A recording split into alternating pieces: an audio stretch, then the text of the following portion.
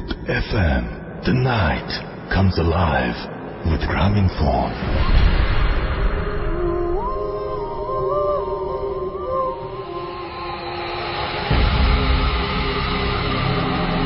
শুনছেন সবসময় radio food 8.0 FM। আমি রাস্তার আছি, সাথে আমার সাথে রয়েছে মাসুম ভাই এবং আজকের অতিথিরা। আপনাদের সবাইকে স্বাগত জানাচ্ছি ভূত এফএমে এবং আশা করছি যে আপনারা সবাই ভালো আছেন, ভালো ছিলেন এবং ভালোই থাকবেন।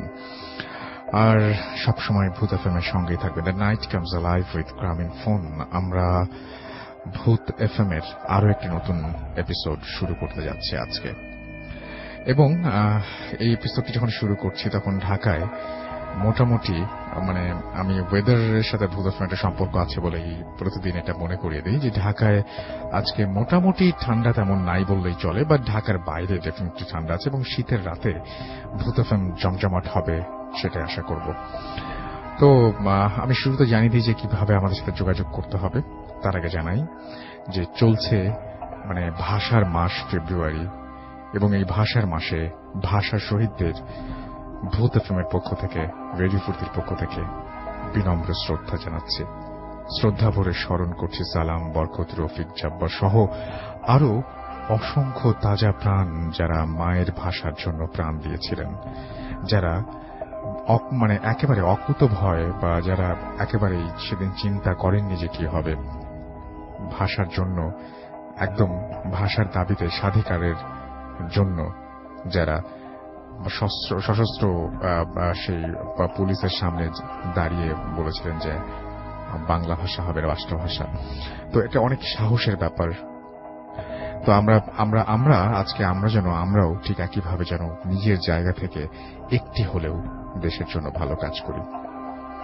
যাই হোক, আমাদেরকে যদি এসএমএস করতে চান তাহলে এসএমএস করার নিয়মটি হচ্ছে মোবাইলের মেসেজ অপশনে গিয়ে টাইপ করতে হবে ফুর্তি, FORT, ফুর্তি স্পেস আপনার নাম স্পেস আপনার মেসেজ পাঠিয়ে দিতে হবে 9840 নাম্বার। যদি আমাদের ইমেল করতে চান, আমাদের ইমেল অ্যাড্রেস হচ্ছে bhootfm@radiofurti.fm, which is bhwtfm@radiofurt.fm। আপনার নাম, ঠিকানা এবং ফোন নাম্বার সহ আপনার জীবনে ঘটে যাওয়া সেরা ঘটনা লিখে পাঠিয়ে দিন আমাদের কাছে। আপনারা অলরেডি জানেন, তারপরে আরো একবার জানিয়ে দিচ্ছি যে আমাদের যে ফেসবুক, আমাদের যে আগামী এপিসোডটি আছে, এপিসোডটিকে ডিফারেন্ট করার চেষ্টা করছি আমরা। ম্যাক্সিমাম সেখানে ইমেইল থাকবে, কিছু অডিও ক্লিপ থাকবে। সো আপনারা চাইলে পাঠাতে পারেন আগামী সপ্তাহ জুড়ে, এবং তারপরে যারা স্টুডিওতে আসতে চান তারাও আপনাদের ইমেইলগুলো পাঠাতে পারেন। আমরা স্টুডিওতে আপনাদের খুব আনতে চাই, আসলে এটা আমাদের সবচেয়ে ফার্স্ট প্রায়োরিটি। আর আমাদের ফেসবুক পেজে আপনি ভিজিট করতে পারেন। আপনারা দেখেছেন যে আমরা রেগুলার সেটা চেক করি এবং যারা আমাকে ইনবক্স করেন তারা নিশ্চয়ই সেটা টের পান। এবং আমাদের ফেসবুকে চলে আসতে হলে যেটা করতে হবে, চলে আসতে হবে www.facebook.com/bhootfm.russell অথবা www.facebook.com/radio.furti। এছাড়াও আপনি আমাদের আরজে রাসেল টুইটারে আপনি ফলো করতে পারেন। তো আমার নামের স্পেলিংটা হচ্ছে RUSSELL। তো এই হচ্ছে সব নিয়ম কানুন বললাম। এখন আমরা ঘটনায় যাব। আমাদের প্রথম যে ঘটনাটিতে আমরা যাব সেটি আমাদের একজন নতুন অতিথি আজকে প্রথমবারের মতো রেডিও ফুর্তিতে এসেছেন, এবং তিনি এসেছেন সাভার থেকে। যখন আমরা ঢাকায় অনেকে পাই না, তখন তিনি সাভার থেকে এসেছেন আমাদের ঘটনা শোনাতে। And thank you very much, thanks for coming. And আমরা এখন আপনার ঘটনা শুনতে চাই। সবার আগে আপনার নামটা প্লিজ একটু বলবেন, তারপর আপনার ঘটনায় যাবো আমরা। ধন্যবাদ রাসেল ভাই। আমি সাভার থেকে এসেছি। আমার নাম শামীম হোসেন সোহান। আমি একটা প্রাইভেট কোম্পানি সিম্ফনিতে জব করতেছি। তো আমি Savar zone sales executive officer হিসেবে জব করতেছি সাভারে। ওকে। তো আমার যেটা ঘটনা ভাইয়া, এটা ঘটছিল 2010 সালের পহেলা বৈশাখের কিছুদিন আগে। আচ্ছা, ঠিক আছে, পয়লা বৈশাখের সময়, সেই সময় এটা আমার নানু বাড়িতে ঘটেছে। এটা বাগেরহাট জেলার ফকিরহাট থানার একটা ঘটনা, আটটাকি গ্রামে। বাকিটা আমি আর বললাম না। তো সেই দিন কি ঘটছে, আমি সরাসরি ঘটনা যাই ভাইয়া। Thank you. তো সেদিন যে ঘটছে যে গ্রামে কি হয় যে মেলা হয়, বৈশাখী মেলা হওয়ার সময় ওই গ্রামের স্থানীয়রাই ওই মেলায় স্টল দেয়, বিভিন্ন ধরনের বিভিন্ন জিনিস স্টল দেয়।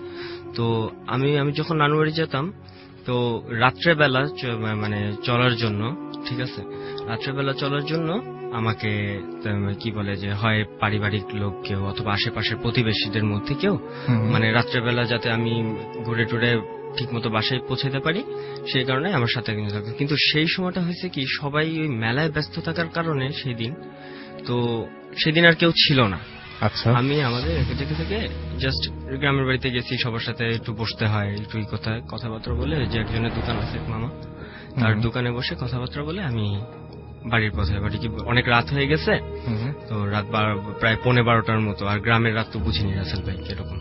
তো আমি বাড়ির পথে রয়েছি। তো আমাদের বাড়িতে যাওয়ার কথাটা আমি বলতেছি যে কিভাবে যেতে হয়, যে মেইন রোড থেকে একটা ইটের সলিং পড়বে। আচ্ছা, ইটের সলিং থেকে বাম দিকে গেলে আবার পাকা রাস্তা, কিন্তু দুই পাশে হলো বাগান, ইভেন কি মানে কিছু কিছু দূরে আপনার বাড়ি ঘর আছে। তারপর আমাদের বাড়ির এরিয়া শুরু হয়, আমার আত্মীয় স্বজনের বাড়ি আছে। তো আমি ওই মেইন রোড দিয়ে চলে আসছি। তখন সবকিছু নর্মাল, ঠিক আছে, সবকিছু নর্মাল ছিল। ইভেন কি বলে যে আমার কাছে সেই বলতে খুব হবে, আমার কাছে 4 টাকা ছিল, আর গ্রামে একটা চানাচুর পাওয়া যায় খুব মজার, আমি এটা খাই। তো আমি 2 প্যাকেট 2 টাকা দামের চানাচুর, মধুবন চানাচুর, এটা আমি কিনে নিলাম। মানে আমি খেতে খেতে তারপর বাসে যাবো, আর জ্যোৎস্না রাত ছিল এবং রাস্তাটা দেখা যাচ্ছিল। আচ্ছা, তো ওইখানে আমাদের ওই রাস্তাতে গ্রামের মানুষ সচরাচর বলে থাকে যে ওই রাস্তা দিয়ে মানে 2টা জিনিস, একটা হলো 2টা সাপের যাওয়া আসা আছে ওইখানে রাত্রেবেলা, আর হলো এই যে ভয়টা, আচ্ছা, প্যারানর্মাল ভয়টা। তো আমার কাছে টর্চ ছিল না, ঠিক আছে, আমি চানাচুর খেতে খেতে চাঁদের আলোতে দেখে দেখে দেখে দেখে যাচ্ছি। তো যেতে যেতে ওখানে কোনো মানে 3টা জিনিস পড়ে রাস্তায় যেতে, 3 রাস্তার মোড় সহ একটা কালভার্ট পড়ে, 3 রাস্তা, এবং তার কিছু দূর গেলেই আপনার একটা পুরানো ব্রিটিশ আমলের পুকুরে, যেটা আমাদের নানু বাড়ি, আমাদেরই পুকুর পড়ে, এবং তারপরে পুকুরের সাথে একটা আমাদের পারিবারিক কবরস্থান, আমার নানুদের কবরস্থানের অপোজিট সাইডে বিশাল একটা বাঁশ বাগান আছে, যেখান থেকে মানুষ আসলে অ্যাকচুয়ালি ভয় পায়। তো এটা অনেক আগে থেকেই শুনে আসতেছি, ছোটবেলা থেকেই। আচ্ছা, তো আমি ওইভাবে পথ ধরে হেঁটে যাচ্ছি, বাসায় যাচ্ছি। তো যখনই আমি ওই 3 রাস্তার মোড়ের কালভার্টের কাছে আসছি, তখন ওই খুলনার ভাষা তো আর ঢাকার ভাষা তো একরকম হবে না, ডেফিনেটলি না। তো আমাকে ওইখানে ওই রকম রাত্রেবেলায় 12টার দিকে আমাকে রাত্রেবেলায় ঠিক ঢাকার ভাষায় আমাকে একজন মানে পেছন থেকে ডাকতেছে, ওই কই যাস। আমি না দাঁড়াই গেছি। তো এখানে কাজল নামে একটা মামা ছিল, প্রতিবেশী, তো উনি সবসময় আমাকে পৌঁছায় দিত। আচ্ছা, তো আমি কতক্ষণ দাঁড়াই, কিন্তু ওনারা তো মেলায় ব্যস্ত, আমি এটা জানি, তার স্টল নিয়ে তাদের ব্যস্ত, তার স্টল করতেছে। তো আমি কতক্ষণ দাঁড়ানোর পর আমি বললাম, কে কাজল মামা? তখন কোনো অ্যান্সার আসতেছে না। তো এরপরে যাচ্ছি, যখন আমি পুকুরের কাছাকাছি, এবং একটা কনস্ট্রাকশনের বাড়ি বানাচ্ছিল একজন, ঠিক আছে, রাস্তার অপোজিট সাইডে, মানে পুকুরের অপোজিট সাইডে। তো পুকুরের কাছে যখন আসছি, তখন সেম আরো ভরা কণ্ঠ, যে ওই কই যাস। এটা বললে তখন আমি একটু ভয় পেয়ে দাঁড়ায় যাই।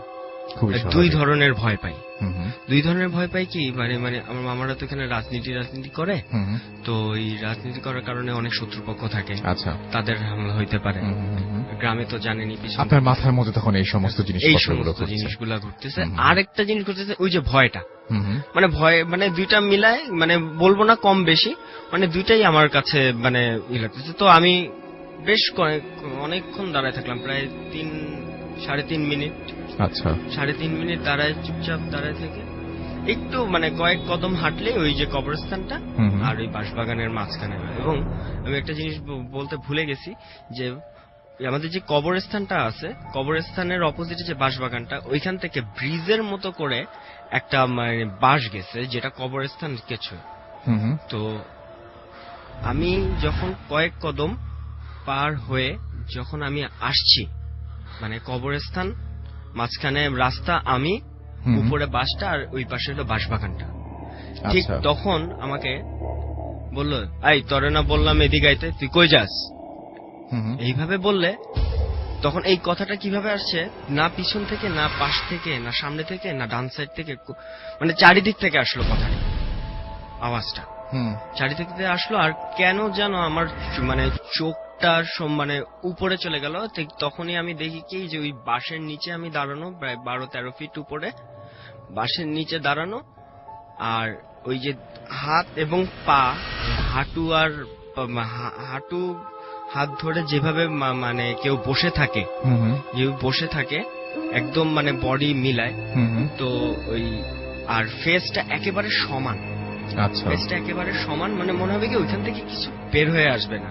কিন্তু আমি যেটা দেখলাম, আমি তাকানোর পর যে মানে দেখলাম কি যে লাল, মানে কোনো চোখের মনি নাই, কোনো কিচ্ছু নাই, জাস্ট লাল একটা রক্ত, মানে ব্লাড, জাস্ট এ ব্লাড, ব্লাডের চোখ, এবং জিহ্বাটা একদম মানে জিহ্বাটা বের হয়ে আসলো এবং টপ টপ করে রক্ত পড়তেছে। আমার গায়ে না, আমার মানে কোথায় পড়তেছে সেটা আমি খেয়াল করিনি, কিন্তু টপ টপ করে রক্ত পড়তেছে। রক্ত পড়া থাকলে সেটা দেখে মানে আসলে আমি লাইফ ফার্স্ট টাইম এরকম জিনিস দেখলাম। তো মানে ওই সময় আমি হামাগুড়ি দিয়ে আসছিল মনে হয়, হামাগুড়ি দিয়ে না, এইভাবে বসে আছে, জাস্ট মানে হাত দুটো বাঁকা করে ঝুলিয়ে এইভাবে বসে আছে, মানে মনে হচ্ছে কি আমার দিকে মানে আমার দিকে তাকানো সমানটা। আর ওইখান আমি যখন তাকালাম তখন ওই কালো, মানে ওই কালো থেকে চোখ মানে চোখ দুইটা লাল হয়ে গেল, আর এই জিহ্বাটা বের হয়ে আসলো। তখন আমি মানে আমি জানি না, আমি মানে ওই সময় মানে মানে সেন্সটা কিরকম ছিল আমার, আমি এটা বলতে পারবো না। জাস্ট এইটুক মনে আছে, আমি এইটুক বলছিলাম যে তুই থাক, আমি গেলাম, এটা বলে আমি দৌড় দিছি। দৌড় দেওয়ার পর আমাদের মানে ওই কেয়ারটেকার ছিল, আমাদের বাড়িতে দেখাশোনা করতো উনি, আমরা না থাকলে। তো ওই আমি যখনই দৌড়ায় উঠানে ঢুকছি, তখন আমি কেয়ারটেকার দেখে একটা চিৎকার করে মানে সেন্সলেস হয়ে যায়, ন্যাচারালি সেন্সলেস হয়ে যায়। এবং পরের দিন ঘুম থেকে সকালে যখন উঠি তখন দেখি আমার গায়ে অনেক জ্বর, অনেক জ্বর ছিল। জ্বর থাকার পর এবং সবার সাথে শেয়ার করলাম বিষয়টা, মানে এই কি হয়েছে, এই ঘটনা হয়েছে, এরকম আমি দেখে ভয় পাইছি। তো সবাই বললো যে হ্যাঁ কিছুদিন ধরে আবারও ভয় পাচ্ছে, মানে আগে ভয় পাইতো, কিছুদিন ধরে আবারও ভয় পাচ্ছে। এই গেল সিনেমাটা, সবই নর্মাল। তো তার ঠিক কিছুদিন পর আমি রাত্রেবেলা ওই জানলার পাশে বসে গায়ে হেডফোনে গান শুনতে। ওইখানেই? না, ওইখানে না, আমার বাসায়। না, ওইখানে। আচ্ছা, ওইখানে, সেটাই বলছি। হ্যাঁ, গ্রামেতেই, নানু বাড়িতেই আমি জাস্ট ওই কি বলে যে গান শুনতেছি। তো এটার ঘটনা হলো ছোটবেলায় যখন আমি যে বলছিলাম যে আমি ঢাকায় ছিলাম, তো ওই হাজারীবাগে, তো এখানে আমার এক দাদি ছিল, উনি মারা গেছে 2002 সালে, আর এই ঘটনাটা বলছি আমি 2010 সালের। তো কেন এটা রিলেটেড আমি এটা বলতে পারবো না, ঠিক আছে। তো আমি বসে গান শুনতেছি, তো আমাদের বাড়ির মানে জানলা দিয়ে উঠানের পরে একটা রাস্তা গেছে, এটা খালের দিক চলে যায়, বাগান দিয়ে খালের দিক চলে যায়। তো আমি মেইন রোড থেকে দেখতেছি কি যে মানে মানে না, আমি কানে হেডফোন হঠাৎ করে, তখন বললাম যে হঠাৎ করে দেখি সব কেমন যেন গ্রে গ্রে হয়েছে। আমি বুঝতে পারতেছি আপনার শার্টের কালার ব্লু, বাট কিন্তু গ্রে। আমি দেখতে পাচ্ছি মানে পাতার কালার গ্রিন, বাট গ্রে মনে হইতেছে, গ্রে গ্রে। ঠিক সেই মুহূর্তে দেখি উনি একটা লাঠি ভর করে হাঁটত, একটা লাঠি, বড় লাঠি। দেখি কি স্পষ্ট তাকে বোঝা যাচ্ছে, অন্ধকার, তারপরও তাকে বোঝা যাচ্ছে সেই দাদি, যে কখনোই ওই মানে বাগেরহাট, খুলনা কোথাও যায়নি, সে হাজারীবাগের জন্য হাজারীবাগেই মৃত্যু।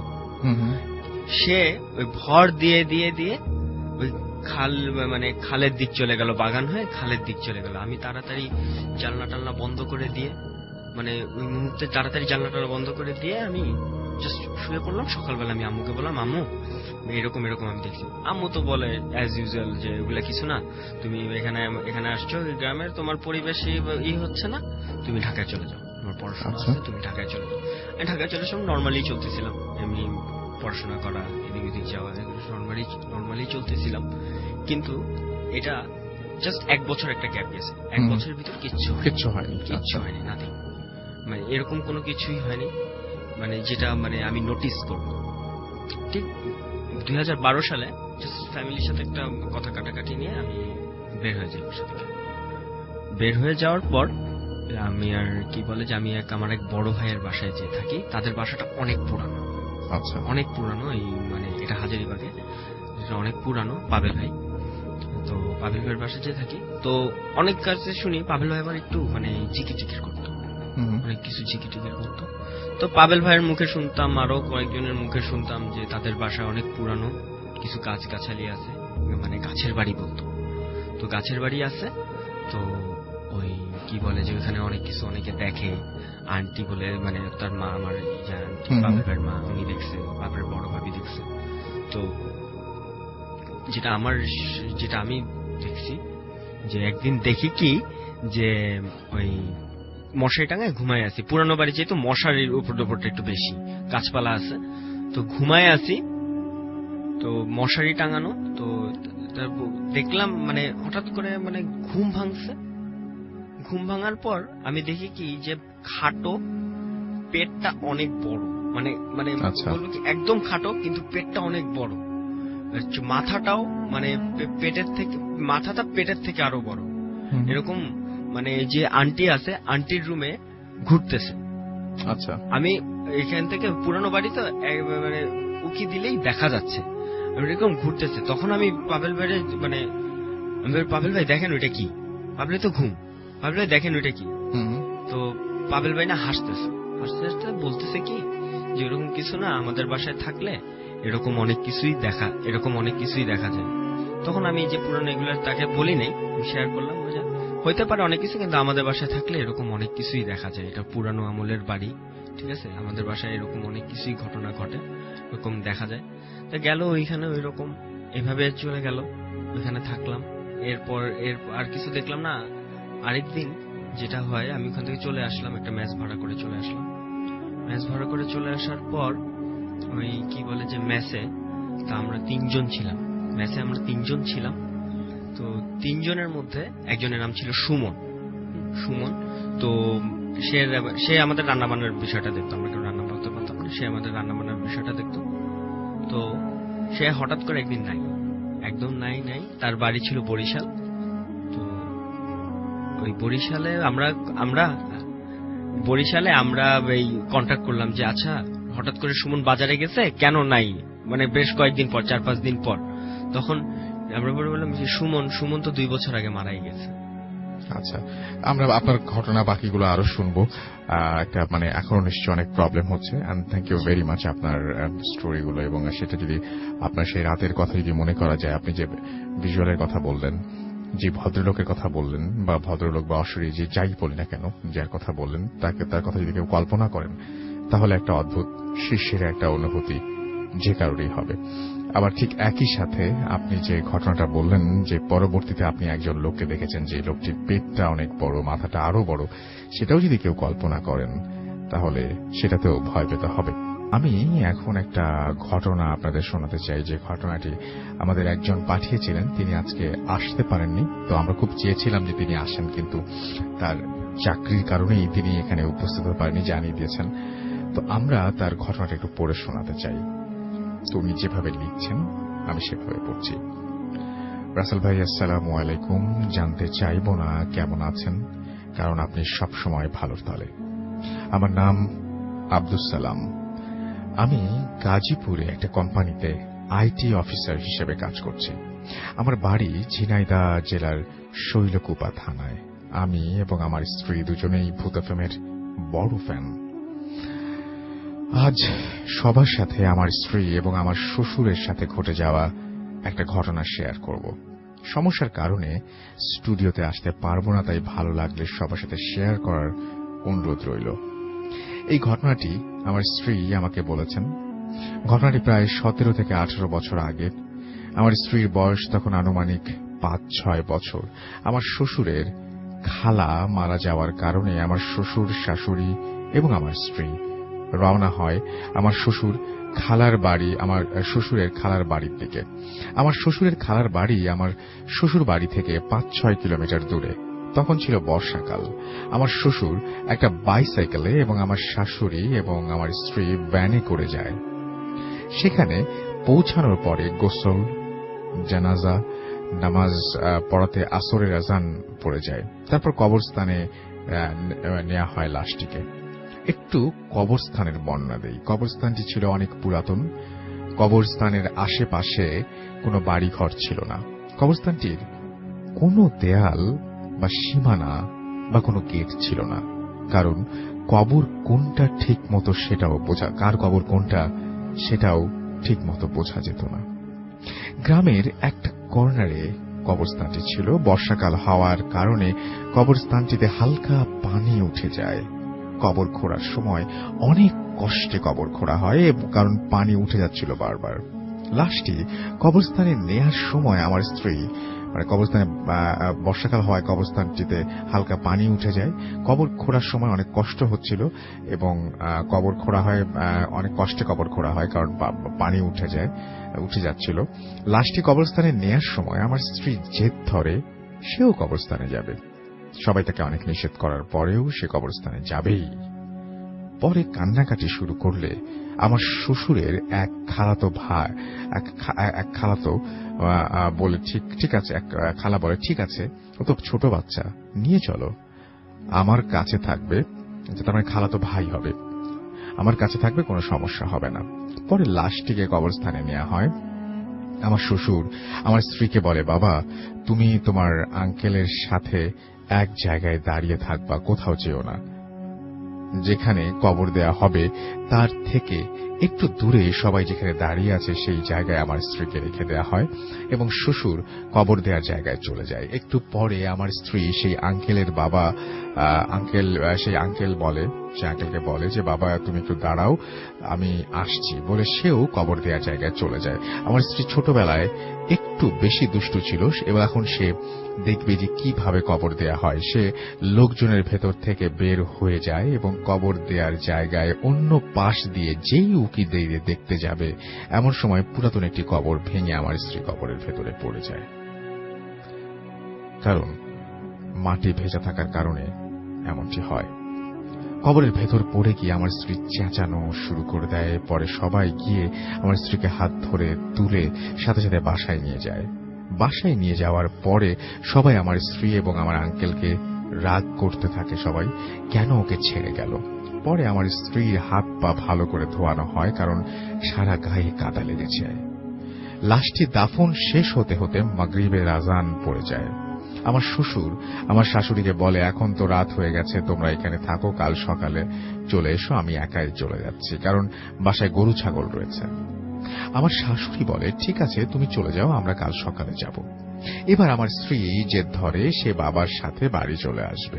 সবাই বলে, বাবা এখন এত রাত হয়ে গেছে, তুমি এখন থাকো, কাল সকালে তোমার মার সাথে যেও। আমার স্ত্রী কোনো কথাই শুনবে না, সে তার বাবার সাথে বাড়ি আসবেই।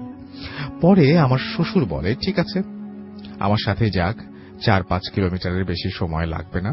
পরে আমার শ্বশুর এবং আমার স্ত্রী বাইসাইকেলে করে বাড়ির দিকে রওনা হয় এবং আমার স্ত্রী সাইকেলের পেছন দিকে বসা ছিল। গ্রামের কাঁচা রাস্তা আর মাঝে মাঝে হালকা কাদা আছে, কারণ তখন বর্ষাকাল ছিল। গ্রাম শেষ হলে পরে রাস্তার প্রায় 1 কিলোমিটার ফসলের জমির মাঝ দিয়ে গেছে এবং কোনো বাড়িঘর নেই। গ্রামের শেষের দিকে একটা মেহগনি গাছের বাগান ছিল, তার পাশ দিয়ে রাস্তাটা গেছে। রাত হয়ে যাওয়ায় রাস্তায় লোকজনও ছিল না। আমার শ্বশুর আস্তে আস্তে সাইকেল চালাচ্ছে যেন মেহগনির বাগানের কাছে আসে এবং হঠাৎ সাইকেলের চেইন পড়ে গেল।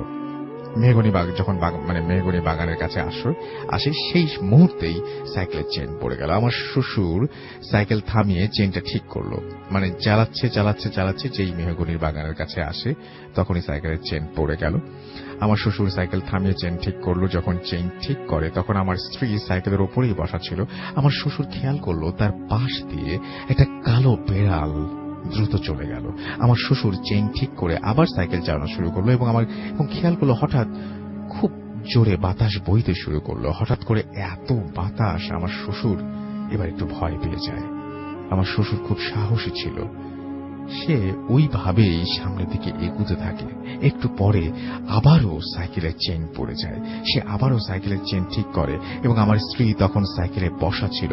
আমার শ্বশুর আবারও দেখতে পেল তার পাশ দিয়ে সেই কালো বিড়ালটি আবারও দ্রুত চলে গেল। আমার শ্বশুর চিন্তা করলো, কি ব্যাপার, এমনটা হচ্ছে কেন?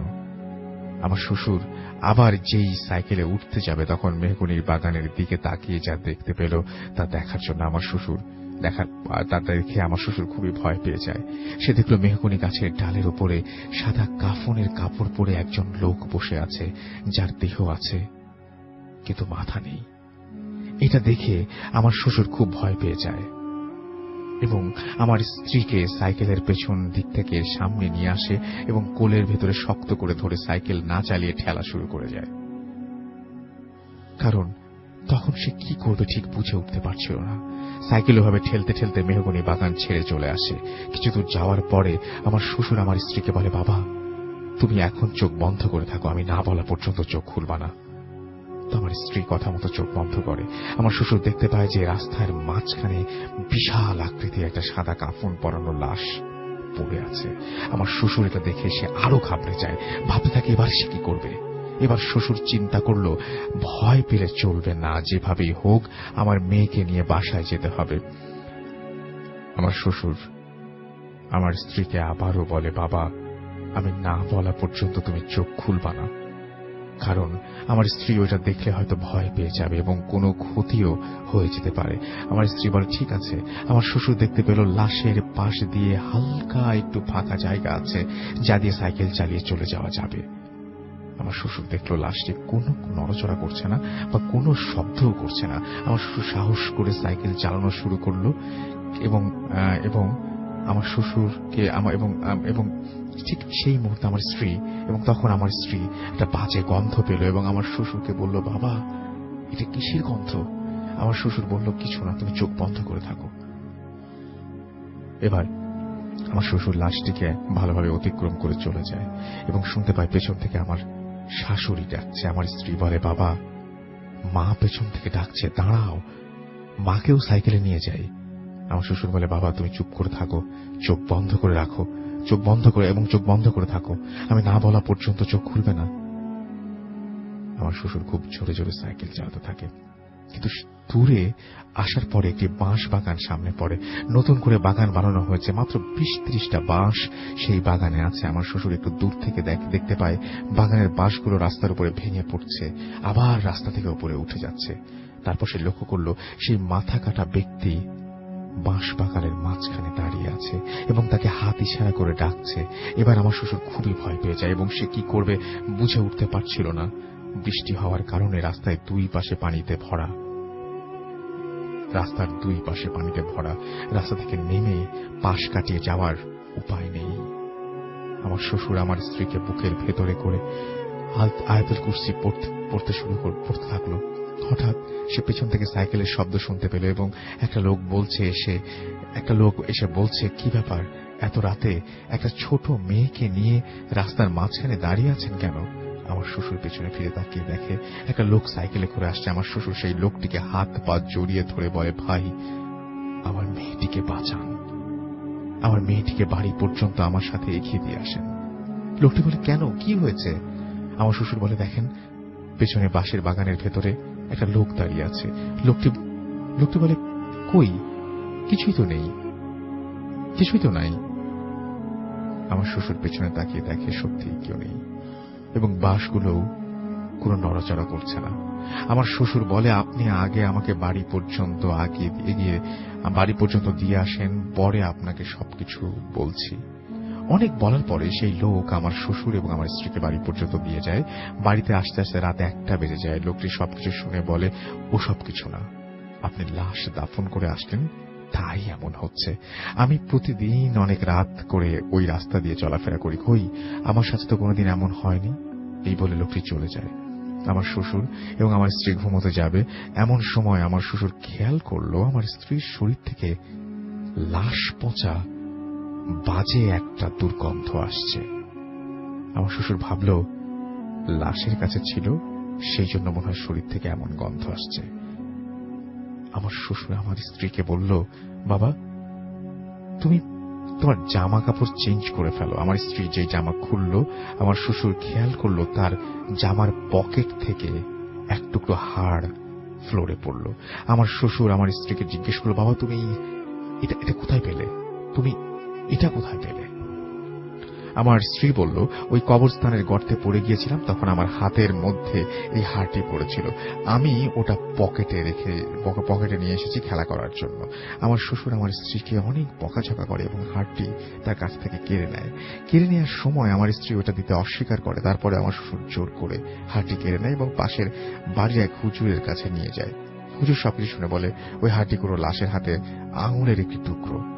এই হাড়টি নিয়ে আসার জন্য রাস্তায় তাদের সাথে ওই ঘটনাগুলো ঘটে। হুজুর আরো বলে, যখন সাইকেলের চেইন তুলছিল তখন যদি আপনি আপনার মেয়ে সাইকেলে বসা না থাকতো তাহলে তার ক্ষতি হতো, এবং তার চোখ যদি বন্ধ না করা থাকতো তাহলে তার মাথা কাটা ব্যক্তি দেখে সে ভয় পেত এবং তার ক্ষতি হতো। হুজুর আমার স্ত্রীকে পানি পড়া দেয় এবং হাড়টি নিজের কাছে রেখে দেয়। হুজুর আরো বলেন, আমার স্ত্রীকে যেন তার খালার বাড়ি আর বেশি না নেওয়া হয় এবং গেলেও যেন রাত্রে কোথাও বের না হয়। তার পরের দিন রাত্রে আমার শ্বশুর স্বপ্নে দেখেন সেই মাথা কাটা ব্যক্তিটি আমার শ্বশুরের খালার কবরের পাশের কবরের ওপরে দাঁড়িয়ে আছে এবং যেই কবরের ভেতরে আমার স্ত্রী পড়ে গিয়েছিল। এরপরে কোনো অসুবিধা হয়নি। রাসেল ভাই, এটাই ছিল আমার ঘটনা। আমার স্ত্রীর কাছে আরো ভালো ভালো কিছু ঘটনা আছে, সেগুলো আপনাদের সাথে পরে শেয়ার করব। এটা লিখেছেন আব্দুল সালাম এবং তিনি এই ঘটনাটি পাঠিয়েছেন গাজীপুর থেকে। একটা আইটি অফিসার হিসেবে কাজ করছেন একটা কোম্পানিতে। Thank you very much for the beautiful story, and আশা করছি যে আপনি বাকি স্টোরিগুলো যত তাড়াতাড়ি সম্ভব আমাদেরকে পাঠিয়ে দেবেন। Thank you. আমরা চলে যাব একটা ছোট্ট বিরতিতে। বিরতির পরে আবারও ফিরে আসবো কিছুক্ষণের মধ্যে, এবং আমাদের সঙ্গেই থাকুন। স্টে টিউন টু রেডিও ফুর্তি এন্ড ডোন্ট স্টপ দ্য ফুর্তি। Welcome back. শুনছেন সবসময় রেডিও ফুর্তি 80.0 FM। আমি রাসেল আছি সাথে, আমার সাথে রয়েছে মাসুম, এবং আজকের অতিথিরা আপনাদের সবাইকে স্বাগত জানাচ্ছি ফুর্তি এফএমে। আমাদের যদি SMS করতে চান, SMS করার নিয়মটি হচ্ছে মোবাইলের মেসেজ অপশনে গিয়ে টাইপ করুন ফুর্তি, FORT, ফুর্তি স্পেস আপনার নাম স্পেস আপনার মেসেজ পাঠিয়ে দিতে হবে 9840 নাম্বার। যদি আমাদের ইমেইল করতে চান, আমাদের ইমেইল অ্যাড্রেস হচ্ছে bhfm@radiofurti.fm, which is bhwtfm@radiofurt.fm। আপনার নাম, ঠিকানা এবং ফোন নাম্বার সহ আপনার জীবনে ঘটে যাওয়া বা আপনার জানা সেরা ঘটনা লিখে পাঠিয়ে দিন আমাদের কাছে। ঘটনার শুরুতে অবশ্যই উল্লেখ করুন যে ঘটনাটি আপনি স্টুডিওতে এসে শেয়ার করতে চান, নাকি আপনি চান আপনার ঘটনা আমরা পড়ে শোনাই। আর যারা দেশের বাইরে আছেন তারা সরাসরি অডিও ক্লিপ পাঠিয়ে দিতে পারেন আমাদেরকে। এবং অবশ্যই আমাদের ফেসবুক পেজ ভিজিট করতে ভুলবেন না, www.facebook.com/bhutfm.russell and www.facebook.com/radio.furti। এবং আমাদেরকে টুইট করতে পারেন আমাদের আরজে রাসেল পেজে গিয়ে, আরজে রাসেল এই পেজে গিয়ে আপনি অবশ্যই সেখানে গিয়ে আপনি দেখতে পারেন আমাদের আজকের ভূতাত্মের পোস্ট, এবং সেখানে যে আপনি আপনার কথা জানাতে পারেন।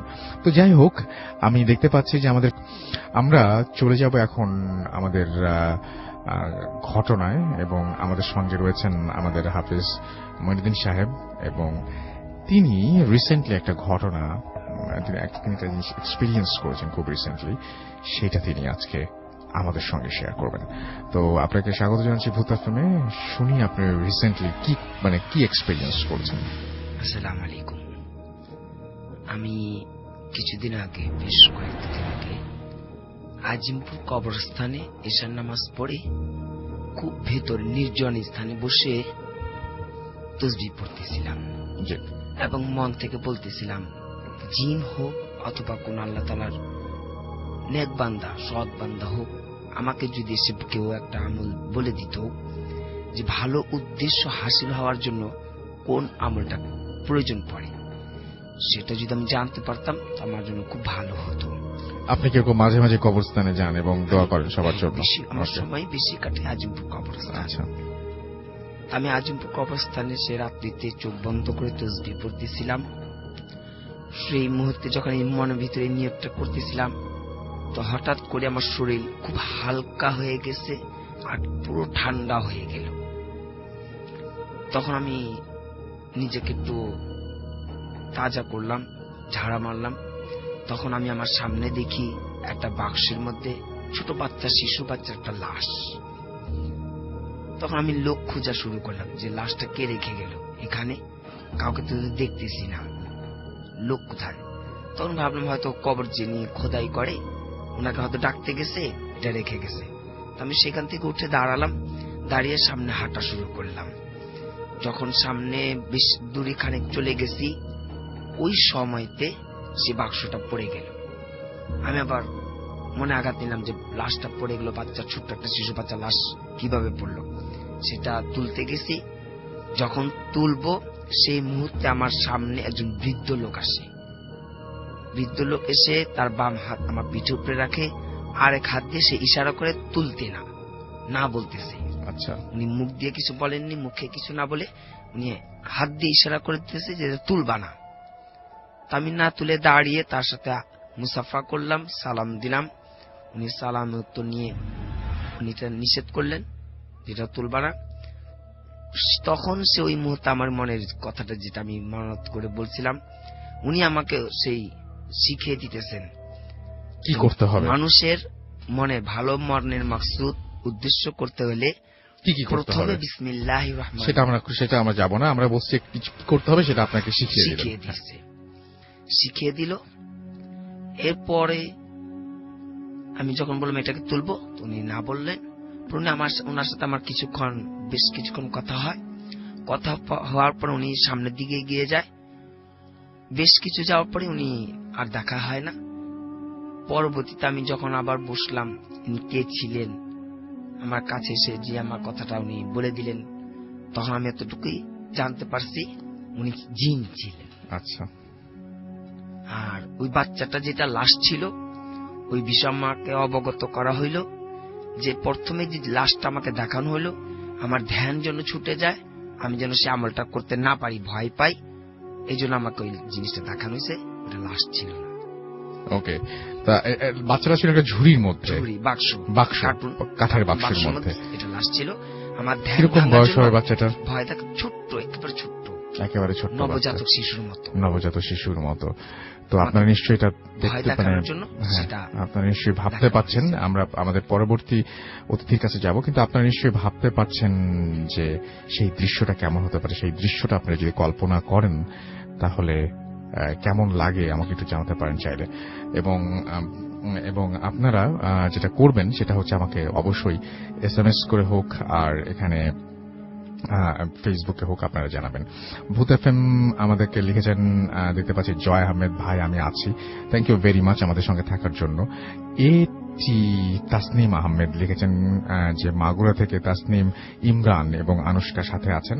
এবং আমাদের ভূত FM করার সঙ্গে সঙ্গে আমি সবসময় মনে হয় যে আমি ইদানিং বেশ কয়েকটা উইক ধরে আমার মনে হচ্ছে, এটা শুনলে অনেকে হাসতে পারেন, বাট দিস ইজ ট্রু, মানে এটা আমার একদম আমি ফিল করি, আই ক্যান ফিল ইট, যে আমার মনে হয় যে আমার স্টুডিওর জাস্ট পাশে কেউ একজন দাঁড়িয়ে আছেন। এবং আমার কয়েকদিন ধরে এটা খুব ফিল করি আমি, যে আমি জাস্ট মনে হয় যে তাকালে কিছু দেখা যায় না, বাট আমি ফিল করি, এরকম একটা ফিলিং হয় আমার যে someone is listening to me, এবং সে দাঁড়িয়ে আছেন ঠিক আমার দরজার জাস্ট ওই পাশে। যাই হোক, আমাদের সঙ্গে আমরা প্রথম অতিথির কাছে যাচ্ছি। আপনি বলছেন রিসেন্ট একটা ঘটনা আপনার সাথে ঘটেছে মনে হয় না, সেই ঘটনাটা আমরা একটু শুনে ফেলি। থ্যাংক ইউ রাসেল ভাই। রিসেন্ট যে ঘটনাটা, এটা কিছুদিন আগে আমার বাসাটা হলো জাস্ট এলাকার নামটা বলি, যে আমিন বাজারের পর বলিয়াপুর নামে একটা জায়গা আছে, যেটা ঢাকা এবং সাভারের মাঝখানে পড়ে, আর একটু গ্রাম্য এরিয়া, এলাকাটা একটু গ্রাম্য এরিয়া বাট আধুনিক। আচ্ছা, ওকে। তো ওইখান থেকে আশেপাশে গ্রাম্য পরিবেশ যেহেতু, তো রাত্রেবেলা সেদিন আমি সরাসরি ঘটনায় আসি। তো রাত্রেবেলা ঘুমাই তো পড়ছি, অনেক কিছুর অফিসের টেনশন আছে, অনেক কিছু স্ট্রেস আছে, তো এগুলা নিয়ে টেনশনে ঘুমায় পড়ছি। তো আমার ওয়াইফও ঘুম, আমিও ঘুম, কিন্তু হঠাৎ করে আমার ঘুমটা না ভেঙে গেল, কিন্তু চোখ খুলে নেই। ঘুমটা মনে হচ্ছে কি আমার ঘুমটা ভেঙে গেছে, আমি ঘুমের মধ্যে মনে করছি ঘুমটা ভেঙে গেছে। আচ্ছা, কিন্তু চোখ খুলে নাই, কিন্তু মনে হচ্ছে কি কেউ যেন আমাকে দেখতেছে। আচ্ছা, আমাকে দেখতেছে, কেউ যেন আমাকে দেখতেছে। মনে হচ্ছে এরকম হইতে পারে যে আমার ওয়াইফ উঠে আমি দেখতেছে, অথবা জ্বর আসছে কিনা, যদি উঠি, ওটা ওইরকম হইল। জাস্ট আমি চোখটা খুললাম, খালি দেখলাম যে হোয়াইট দেখে, ব্ল্যাক দেখে, এরকম বডি দেখে, শেপ দেখে। আমি দেখলাম একদম টোটালি পার্পল কালারের আলখাল্লা পড়া একটা শেপ। জাস্ট আমি চোখটা খুললাম এবং 2-3 সেকেন্ডের মধ্যে শেপটা চলে গেল। Purple shade. পার্পল, একদম পার্পল কালার। আচ্ছা মানে পার্পল কালার মনে হচ্ছে কি ধোয়া, আচ্ছা আচ্ছা আচ্ছা। মানুষের ধোয়া, আলখাল্লা পড়া, ঠিক আছে। তো পা বোঝা যাচ্ছে না, মাথা বোঝা যাচ্ছে, মানে এগুলো আসলে ইন্ডিভিজুয়ালি বলা যাবে না যে বোঝা যাচ্ছে কি বোঝা, কিন্তু মনে হচ্ছে যে ধোয়া ধোয়া একটা ব্যাপার, ধোয়া ধোয়া একটা ব্যাপার। হুম, হুম। জাস্ট চলে গেল। আচ্ছা। কিছুদিন আগে তো শীত ছিল, হুম হুম। কিছুদিন আগে শীত ছিল, শীতের ভিতর আমার ওয়াইফ, তখন আমি উঠে বসছি, তো বলতেছে যে মানে ঘুমে ঘুমে বলতেছে যে তুমি উঠছো কেন, অসুস্থ নাকি? মানে আমার খুব গরম লাগতেছে। হুম হুম। পরে দেখি কি আমারও খুব গরম লাগতেছে, আমার মাথাটাতে ঘেমে গেছে, খুব গরম লাগতেছে। তো আচ্ছা ঠিক আছে, আমি ফ্যান ছেড়ে দিচ্ছি, তারপর কি তুমি শুয়ে পড়ো? কি না, আমি কিছুক্ষণ পরে শুবো, আমি কিছু আচ্ছা। কাজ করতেছি, আমি কিছুক্ষণ পরে শুবো, তুমি ঘুমাবো। এই যে ফ্যান ছেড়ে শুয়ে পড়লাম। এই ঘটনা এখানেই শেষ। আসলে আসলে কিছু কোশ্চেন আছে আমার, হুম হুম। আমি এই কোশ্চেন গুলা কখনো কারো কাছ থেকে মানে আমার মনের মতো অ্যান্সার পাইনি। আচ্ছা। যেমন মনে করেন যে মসজিদের কোনো মাওলানা সাহেব, কোনো হুম। মুরব্বী, তো মানে আমি শুনছি যে যারাই মানে নাম ভালো দিকে চলে, নামাজ কালাম পড়ে, ঠিক আছে, চুপচাপ থাকে, একটু অন্য প্যাটার্নের হয়, হুম হুম। ঠিক আছে, তাদের কাছে এই আধ্যাত্মিক অথবা প্যারানর্মাল সাইডটা তাদের কাছে কন্টাক্ট করার অথবা যেভাবেই হোক দেখার চেষ্টা করে, দেখানোর চেষ্টা করে। কিন্তু আমি নর্মালি ছিলাম, যখন খেলার সময় খেলতাম, খাওয়ার সময় খাইতাম, কিন্তু আমার কাছে এইগুলা আসতেছে মানে একেবারে না, ভেঙে ভেঙে ভেঙে ভেঙে আসতেছে। আপনি কি ভয় পান? মানে আপনার কি ভয় লাগে, নাকি আপনার মানে জিনিসটাকে পুরো রহস্যজনক মনে মানে হয়? ফার্স্ট টাইম আমার রহস্যজনক মনে হয়েছিল। এই যে কিন্তু প্রথম আপনি কি চান যে আপনি এক্সপেরিয়েন্স গুলো করেই যান, নাকি আপনি চান যে না না, আমি আর চাই না? আমি এখন মানে এখন আর মানে এখন অনেকটা কম, বাট আচ্ছা। আমি এখন আর চাই না যে আমি এক্সপেরিয়েন্স করি, আমি করেন experience না, করি, রাইট। কিন্তু চাই না, তারপরও কিন্তু হয়ে যাচ্ছে, হয়ে মানে যাচ্ছে। অদ্ভুত ভাবে হুম। হয়ে যাচ্ছে। ওকে, থ্যাংক ইউ ভেরি মাচ। আপনার ঘটনার জন্য আপনাকে অনেক ধন্যবাদ। আপনারা যারা এসএমএস করছেন, আমাদেরকে এসএমএস করুন, মোবাইলের মেসেজ অপশনে গিয়ে টাইপ করুন ফুর্তি, FORTI ফুর্তি স্পেস, আপনার নাম স্পেস, আপনার মেসেজ পাঠিয়ে দিন 9840 নাম্বারে। আমাদেরকে ইমেইল করতে চাইলে আমাদের ইমেইল অ্যাড্রেস হচ্ছে bhutfm@radiofurti.fm, which is BHWTFM@radioFORT.fm। আপনার নাম, ঠিকানা এবং ফোন নাম্বার সহ আপনার জীবনে ঘটে যাওয়া বা আপনার জানা সেরা ঘটনা লিখে পাঠিয়ে দিন আমাদের কাছে। ঘটনার শুরুতে অবশ্যই উল্লেখ করুন যে ঘটনাটি আপনি স্টুডিওতে এসে শেয়ার করতে চান, নাকি আপনি চান আপনার ঘটনা আমরা পড়ে শোনাই। Zahid. Bhoot FM. The night comes alive with Gramophone.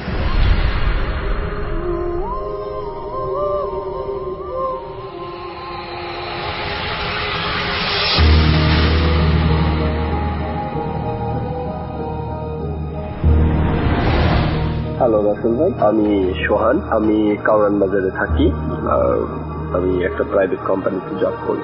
আমার দেশের বাড়ি বগুড়াতে। আমি এখন অডিয়েন্সকে যে ঘটনা শেয়ার করতে যাচ্ছি, এটা আমার দেশের বাড়ি বগুড়াতে ঘটা একটা ঘটনা। তো এটা 2012 সালের শীতকালের একটা ঘটনা।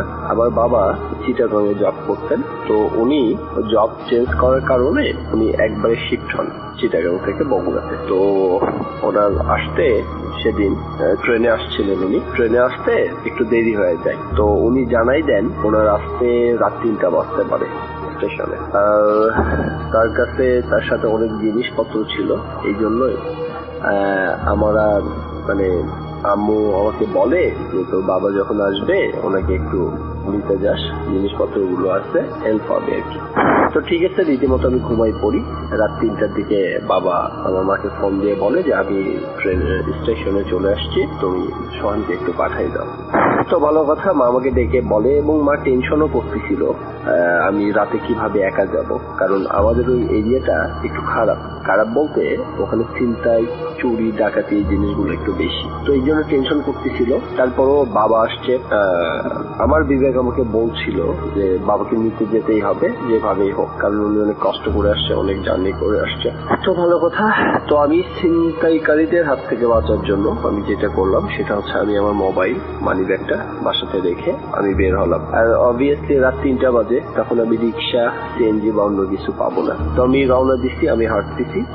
রাসেল ভাই, পরিবেশটা এত থমথমে ছিল বলার মতো না। আমি 3টা জিনিসের ভয় পাচ্ছিলাম। 1, সুপার ন্যাচারাল কিছু হুট করে যদি সামনে ঘটে যায়। 2, ছিনতাইকারীর ভয়। 3, পুলিশই কোনো ঝামেলা। কারণ এত রাতে একটা ইয়াং ছেলেকে পুলিশ দেখলে বিভিন্ন রকম জিনিস জিজ্ঞাসাবাদ করতে পারে বা অনেক রকম প্রবলেম হতে পারে। তো যাই হোক, আল্লাহর নাম নিয়ে আমি রওনা দিছি। আমি যাচ্ছি যাতে একটা গোরস্থান পার হতে হয়, তো কবরস্থান পার হতে হয়।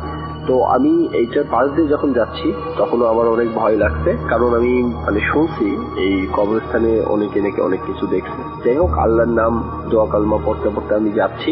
তো আমি কবরস্থানে কিছু দেখতে পারিনি। কিছু দূর যাওয়ার পর সবুজবাগ নামে একটা জায়গা আছে। তো এই জায়গাটাতে আমি দেখি রাস্তার উপর কেউ একজন দাঁড়ায় আছে। শীতের রাত, কুয়াশা, দাঁড়ায় আছে। তো আমি প্রথমে ভয় পেয়ে যাই যে এটা কোনো ছিনতাইকারী বা কিছু কিনা। তারপরও আল্লাহর নাম নিয়ে আগাতে থাকি, কারণ আমার কাছে তো কিছু নাই। আগে যাওয়ার পর দেখতে পারি উনি একজন খাকি ড্রেস পরা গার্ডের লেবাসে একজন লোক দাঁড়ায় আছে, এবং তার মুখটা মাফলার দিয়ে একদম এমন ভাবে ঢাকা যে আমি তার চোখ পর্যন্ত দেখতে পাচ্ছিলাম না। যাই হোক, তারপরে তার পোশাক আশাক দেখে আমি বুঝতে পারলাম এটা গার্ড।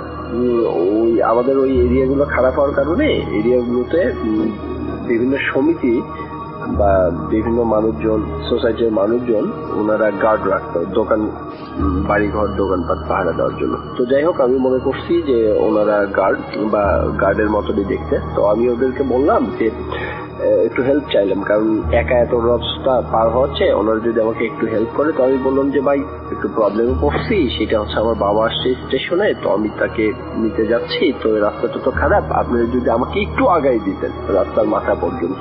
তো উনি আমাকে কোনো অ্যান্সার না দিয়ে ওনার আরেকজনকে ডাক দিল, একটা নাম ধরে, নামটা আমার ঠিক মনে নেই। তো দেখলাম উনি একটা রাস্তার ভিতর থেকে, পাশে একটা গলির ভিতর থেকে একটা লোক বের হয়ে আসলো। আমি যার সাথে কথা বলতেছিলাম, এই লোকটার হাইটটা অনেক উঁচু আর কি, উনি লম্বা অনেক এবং অনেক পাতলা। বাট ওই আরেকজন যিনি বের হয়ে আসলো, উনি আবার শর্ট সাইজে অনেক। তো এই কথা বলে ওরা আমার সামনে হাঁটতে শুরু করলো। আমি ওদের পিছনে যাচ্ছি এবং ওরা ভালোই দ্রুত হাঁটতেছে, আমিও দ্রুত হাঁটতেছি। হাঁটতে হাঁটতে হাঁটতে হাঁটতে ভাই, রাসেল ভাই, বলে রাখা ভালো, আমার বাসা থেকে আমার স্টেশনের দূরত্ব 3 কিলোমিটারের মতো। তো আমি স্টেশনের কাছাকাছি চলে আসছি। এসে আমার আর মাথাতে অন্য কিছু নাই, আমি ডিরেক্ট স্টেশনের ভিতরে ঢুকে পড়ছি। ঢুকে দেখে আমার বাবা লাগেজ নিয়ে ওয়েট করতেছে। তো আমার বাবা আমাকে বললো যে বাইরে থেকে একটা সিএনজি দিয়ে আসো, সিএনজি করে যাবো। তো আমি বাইরে যে সিএনজি ঠিক করছি, ঠিক করে বাবাকে নিয়ে এসে সিএনজির কাছে দাঁড়াতেই দেখি ঠিক আমার কাছ থেকে 4-5 হাত দূরে গার্ড দুটো দাঁড়ায় আছে। তখন আমার ওদের কথা হুট করে মনে পড়ছে যে ওহো, আমি তো এই গার্ড দুটোকে নিয়ে আসছি। তো আমি ওদেরকে বললাম যে আপনারা সিএনজিতে ওঠেন, আমরা তো ওই রাস্তা দিয়েই যাব, আপনাদেরকে নামাই দিয়ে যাব। তো ওনারা কোনো কথা না বলে সিএনজিতে উঠে পড়লো। আমি আর আমার বাবা পিছনে বসলাম, ওনারা দুজন সামনে বসলো। সিএনজি যাচ্ছে, যেতে যেতে যখন ওনাদের ওই এরিয়াতে আসলাম, ওনাদেরকে আমি যেখান থেকে নিচ্ছি, তো ওই এরিয়ার আগে আসতে আমি ড্রাইভারকে বললাম যে ড্রাইভার সাহেব, আপনি একটু ওনাদেরকে নামাই দেন, আমি ওনাদেরকে এখান থেকে নিয়ে গেছিলাম। তো ওনাদের মধ্যে লম্বা যেটার সাথে আমি প্রথম কথা বলছিলাম, উনি বলতেছে একবারে বাসা পর্যন্তই নামাই দিয়ে আস। তো আমি তখন বললাম যে ওনারা একবারে বাসা পর্যন্ত যেতে চাচ্ছে, আমার বাসা পর্যন্ত, যে ওখানে নামাই দিয়ে আসবে ওরা। ভালো কথা, ওনারা বাসা পর্যন্ত গেলে আমি ওনাদেরকে ধন্যবাদ জানালাম, সিএনজি ড্রাইভারকে সিএনজি ভাড়া দিলাম, দিয়ে আমরা বাসার ভিতরে ঢুকে পড়ছি। যথারীতি রাত চলে গেছে।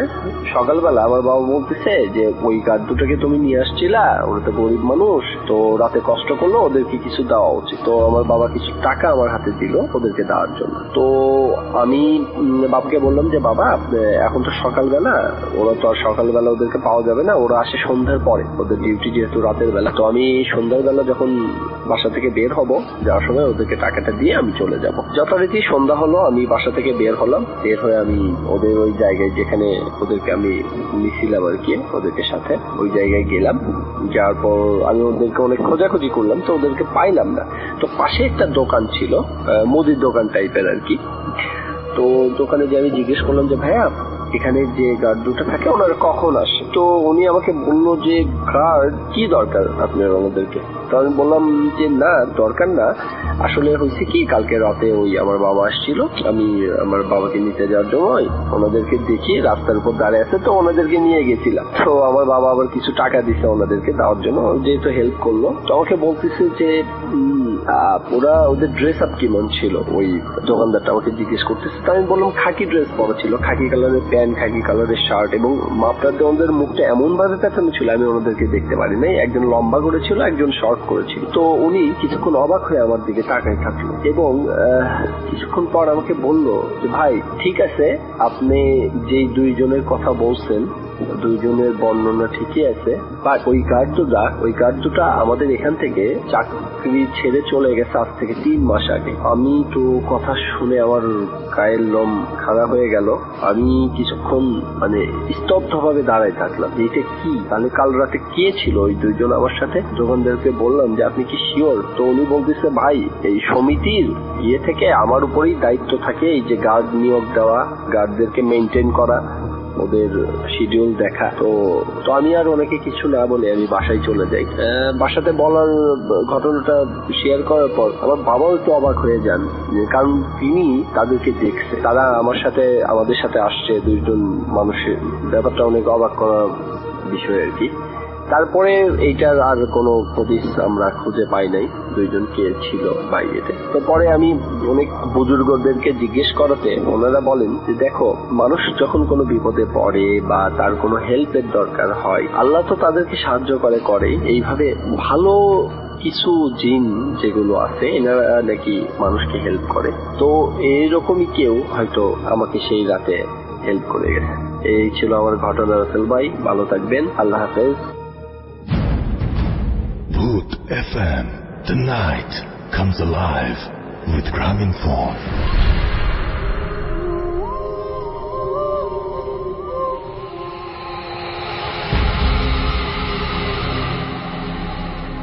Yes, the night comes alive with Graminphone. শুনছেন সবসময় রেডিও 48.0 FM। আমি রাসেল আছি সাথে, এবং পৃথিবীর যেখান থেকে আপনি ভূত এফএম শুনুন না কেন, আপনি যেন অনেক ভালো থাকেন সেই প্রার্থনা করি, এবং আমাদের জন্য সবাই দোয়া করবেন। আমরা তো একটু আগে জিজ্ঞেস করলাম আমাদের মাইদিন ভাইকে, তো উনি বললেন যে নাকি হালকা ঝামেলা আছে। সেই প্রসঙ্গে না যাই, কারণ সেই প্রসঙ্গে গেলে আমাদের নিজেদের কথা আমরা নিজেরা বলতে চাই না। তো আমরা পরবর্তী ঘটনায় যাব, এবং আমাদের এখানে আছেন আরো একজন অতিথি। আপনার নামটা প্লিজ একটু বলবেন, তারপর আপনার ঘটনায় যাব আমরা। জি, আসসালামু আলাইকুম রাসেল ভাই। জি, আমি ইকবাল হাসান সোহাগ বলছিলাম। জি, আপনার ঘটনায় চলে আমরা। জি, আমি সরাসরি জি, এটা হচ্ছে সিরাজগঞ্জের একটা ঘটনা। জি জি। এই ঘটনাটাই হচ্ছে কি যে আমার একটা বন্ধু আর বড় ভাই, বন্ধুর নাম হচ্ছে ফাহিম আর বড় ভাইয়ের নাম হচ্ছে ফাহাদ। আচ্ছা। তো ঘটনাটা ঘটে হচ্ছে বড় ভাইয়ের সাথে, ফাহাদ ভাইয়ের সাথে। তো আমার বন্ধুটা হচ্ছে কি যে আমার সাথে পড়াশোনা করতো রাজশাহীতে, আর আমার ওই যে ফাহিমের বড় ভাই যে ফাহাদ ভাইয়া, উনি ঢাকায় পড়াশোনা করতো। তো কোন একটা সময় আমরা হচ্ছে কি যে ফাহাদ ভাইয়ের সাথে মিট করি, তখন ফাহাদ ভাই আমাকে এই ঘটনাটা বলে, যেভাবে বলেন। তো আমি সরাসরি ঘটনায় চলে যাচ্ছি। ফাহাদ ভাইয়া ছুটিতে, কোন একটা ভ্যাকেশনের ছুটিতে হচ্ছে আসেন সিরাজগঞ্জ, ওদের গ্রামের বাড়িতে আসেন। গ্রামের বাড়ির ডিসক্রিপশন আমি একটু দিয়ে দিই যে ওনাদের বাড়ি থেকে প্রায় 500 মিটার, হাফ কিলোমিটার দূরে একটা বাজার আছে। আমি গ্রামের নামটাও বলছি না বা বাজারের নামটাও বলছি না। সেটা হচ্ছে কি যে, তো এই যে হাফ কিলোমিটার রাস্তা, এই রাস্তার মাঝখানে একটু জঙ্গল পড়ে, জঙ্গল, বাঁশের ঝাড়, এগুলো সবগুলাই থাকে। তো উনি কোন একটা ভ্যাকেশনে ঢাকা থেকে ছুটিতে হচ্ছে কি যে গ্রামের বাড়িতে চলে যাওয়ার পরে তিনি গ্রামের বন্ধু বান্ধবের সাথে গল্প করার পরে অনেক রাত পর্যন্ত অনেক কিছু খাওয়া দাওয়া করেন, যেটা হচ্ছে ভাজাপুর, যেটা করে বাজারে যেটা হয় সচরাচর। এটা করার পরে তিনি খাওয়া দাওয়া করে বন্ধু বান্ধবের সাথে গল্প গুজব করার পরে প্রায় 11টা বেজে যায় রাত্রি। তখন সবাই যার যার বাড়িতে চলে যায়। ঠিক একইভাবে ফাহাদ ভাইয়াও চলে আসে। আস্তে আস্তে ওই রাস্তা দিয়ে আসার সময় তিনি গ্রামের ওই রাস্তা পরিচিত, ওই রাস্তাতে কিছু হয় না এটা উনি জানেন। এইভাবে উনি কখনো এত রাত্রে আসেননি। তো সেই দিনকে রাত্রে তিনি চলে আসছেন। আসার পরে ঠিক রাস্তার মাঝখানে যখন চলে আসলেন, দুইটার দূরত্বে যখন মাঝখানে তিনি ওই বাঁশঝাড়ের কাছে, তখন ওই বাঁশঝাড়ের কাছে খুব জোরে সরসর শব্দ শুরু হয়। যদি কখনো জোরে বাতাস বয়, যে শব্দটা হয় বাঁশঝাড়ে, এরকম শব্দ শুরু হয়। আর হচ্ছে কি যে উনি ওনার গায়ে একটা অনুভব করেন যে একটা উষ্ণ বাতাস ওনার গায়ে লেগে চলে যায়। আচ্ছা, তিনি এটা কিছু মনে করেন না, তিনি সচরাচর রাত্রেবেলায় চলে আসেন। চলে আসার পরে হাত মুখ ধুয়ে ওনার মা ওনাকে বলেন কি যে ভাত খেয়ে যা। তখন উনি বলছেন যে না আমি খাবো না, ভাল লাগছে না। মানে ওনার শরীরটা তখন থেকেই একটু অন্যরকম হওয়া শুরু হয়। আচ্ছা, সে রাত্রে উনি ঘুমিয়ে যান। ঘুমানোর পরে সে রাত্রে তার অনেক জ্বর চলে আসে, হঠাৎ করে অনেক জ্বর চলে আসে। ঘুমের মাঝখানে তিনি গভীর রাত্রে সে ঘুম ভেঙে যায়। ঘুমের মাঝখানে সে দেখে কি যে তার বিছানার চারপাশে 7টা ছায়া দাঁড়িয়ে আছে। 7টা ছায়া? 7টা ছায়া দাঁড়িয়ে আছে। সে মনে করে কি যে আমি হয়তো বা ঘুমের মধ্যে আছি, আমি এটা ভুল করছি হয়তো। তো 7টা ছায়া যেহেতু দাঁড়িয়ে আছে, তখন হচ্ছে কি যে তিনি কি করলেন, আবার ঘুমিয়ে গেলেন। বাট পরের দিন ঠিক একই সময়ে আবার তার ঘুম ভেঙে যায়, কিন্তু পরের দিন সে একেবারে সুস্থ, তার কোনো হচ্ছে জ্বর থাকে না, একেবারে সুস্থ মানুষ, কোনো জ্বর নাই। কিন্তু এই যে আগের দিন রাত্রে যেভাবে ঘুম ভেঙে গিয়েছিল, পরের দিন রাত্রেও ঘুম ভেঙে গিয়েছে এবং তিনি স্পষ্ট দেখতে পাচ্ছেন ওই 7টা ছায়া তার বিছানার চারপাশ দিয়ে দাঁড়িয়ে আছে। এবার তিনি মানে ঘরের মধ্যে হচ্ছে জিরো লাইট জ্বলছিল, এই জন্য হচ্ছে কি যে তিনি এই ছায়াগুলো দেখতে পাচ্ছিলেন। এবার তিনি উঠে বসেছে। উঠে বসার পরে যেটা হয় সেটা হচ্ছে উনার ঘরের একটা দেয়াল, উনার ঘরের এক পাশের দেয়াল একটু ফাঁকা ছিল। ওই ফাঁকা দেয়ালে ওই 7টা ছায়া যে একটা জায়গায় দাঁড়িয়ে যায়। কিন্তু হচ্ছে কি যে তখন সে বেড সুইচ থেকে তার ঘরের লাইটটা জ্বালালে তিনি দেখতে পান যে 7টা ছায়া একই মাপে একই পজিশনে 7টা ছায়া দাঁড়িয়ে আছে। সবচেয়ে আশ্চর্যের বিষয়টা হচ্ছে যে সেই 7টা ছায়া পড়ে আছে মেঝেতে। সেই 7টা ছায়া পড়ে আছে মেঝেতে। আচ্ছা, এটা দেখে সে অনেক মানে অসম্ভব ভয় পেয়ে যায়। ভয় পেয়ে যাওয়ার পরে সে ওখানেই সেন্সলেস হয়ে যায়। আচ্ছা, সেন্সলেস হওয়ার পরে খুব জোরে চিৎকার করে সেন্সলেস হয়ে যায়। তখন তার বাবা মা আসেন। আসার পরে তাকে পরের দিন থেকে তার খুব জ্বর চলে আসে, মানে ছাড়ে আসে এভাবে জ্বর আসে। আর যখন জ্বর আসে তখন অনেক বেশি জ্বর আসে। এভাবে তিনি যখন ডাক্তারের কাছে গেলেন, তার ব্লাড টেস্ট করা হলো, ব্লাডে কোনো কিছুই ধরা পড়েনি। ডাক্তার বলছে আপনি একেবারে নর্মাল, কোনো সমস্যা নেই। এরপরে বাড়ির কর্তাদের কথা শুনে একজন হুজুরের কাছে নিয়ে গেলেন। হুজুরের কাছে নিয়ে যে জিনিসটা হলো সেটা হচ্ছে কি যে ফাহাদ ভাইয়া ওনার বাবা মাকে নিয়ে হুজুরের কাছে গেলেন। হুজুর যে ঘরে থাকতেন, এই ঘরে ঢোকার সময় হুজুর দরজা খোলার সাথে সাথে হুজুর বলছেন যে ওই 7 জনকে বাইরে রেখে আসো। আচ্ছা, মানে সবচেয়ে আশ্চর্যের বিষয়, এখানে হুজুরকে কেউ কিন্তু কিছুই বলেনি, বাট হুজুর বলছে যে ওই 7 জনকে বাইরে রেখে আসো। তখন হচ্ছে ফাহাদ ভাইয়া মানে একটু আশ্চর্য হয়ে যায়, যেমন যে আমার সাথে তো কেউ নেই। তখন বলছে আচ্ছা ঠিক আছে, তোমার সাথে কেউ নেই, কিন্তু আমি দোয়া পড়ছি, তারপর তুমি ঘরের মধ্যে ঢুকো। তারপরে উনি ঝাড়ফুঁক কিছু দিলেন। তারপরে ফাহাদ ভাইয়া ভিতরে ঢুকলেন। ভিতরে ঢুকার পরে ফাহাদ ভাইয়াকে একটা তাবিজ দিলেন, বললেন যে তুমি এটা তোমার ডান হাতে বেঁধে রাখবা। আর উনি বললেন যে কোনো একটা সময় যে তোমাদের বাড়িটা ওই যে বলে যে বাড়িটা বেঁধে দিবে। তো এভাবে আজও ফাহাদ ভাইয়ার হাতে আমি ওই তাবিজটা দেখেছি, আর হচ্ছে কি যে ওনাদের বাড়িটা বাঁধা আছে। এরপর থেকে ফাহাদ ভাইয়ের সাথে আর কিছু হয়নি। থ্যাংক ইউ ভেরি মাচ আপনার ঘটনার জন্য। আমরা একটু ফেসবুকের দিকে যাই এবং আমাদের যে পেজ রয়েছে সেই পেজে দেখতে পাচ্ছি যে অনেকে আমাদের লিখছেন।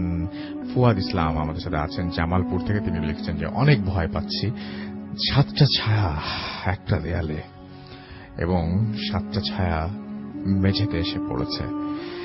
যারা আছেন এখন ঘরের ভেতরে, তাদের যদি ঘরের দেয়ালে এরকম কোনো কিছু আবিষ্কার করেন তাহলে আমাদেরকে ইমেল করে জানাবেন। আমাদের ফেসবুক পেজ আছে, সেখানেও লিখতে পারেন। এবং আপনারা আজকে মানে এরকম ধরনের কোনো অভিজ্ঞতা যদি কারো হয় আমাদেরকে অবশ্যই জানাবেন। আর আমাদের সঙ্গে যদি SMS আমাদেরকে যদি পাঠাতে চান তাহলে চলে আসুন, পাঠিয়ে দিন আমাদেরকে SMS। মোবাইলের মেসেজ অপশনে গিয়ে টাইপ করুন ফুর্তি, FORT, ফুর্তি স্পেস আপনার নাম স্পেস আপনার মেসেজ পাঠিয়ে দিন 9840 নম্বরে।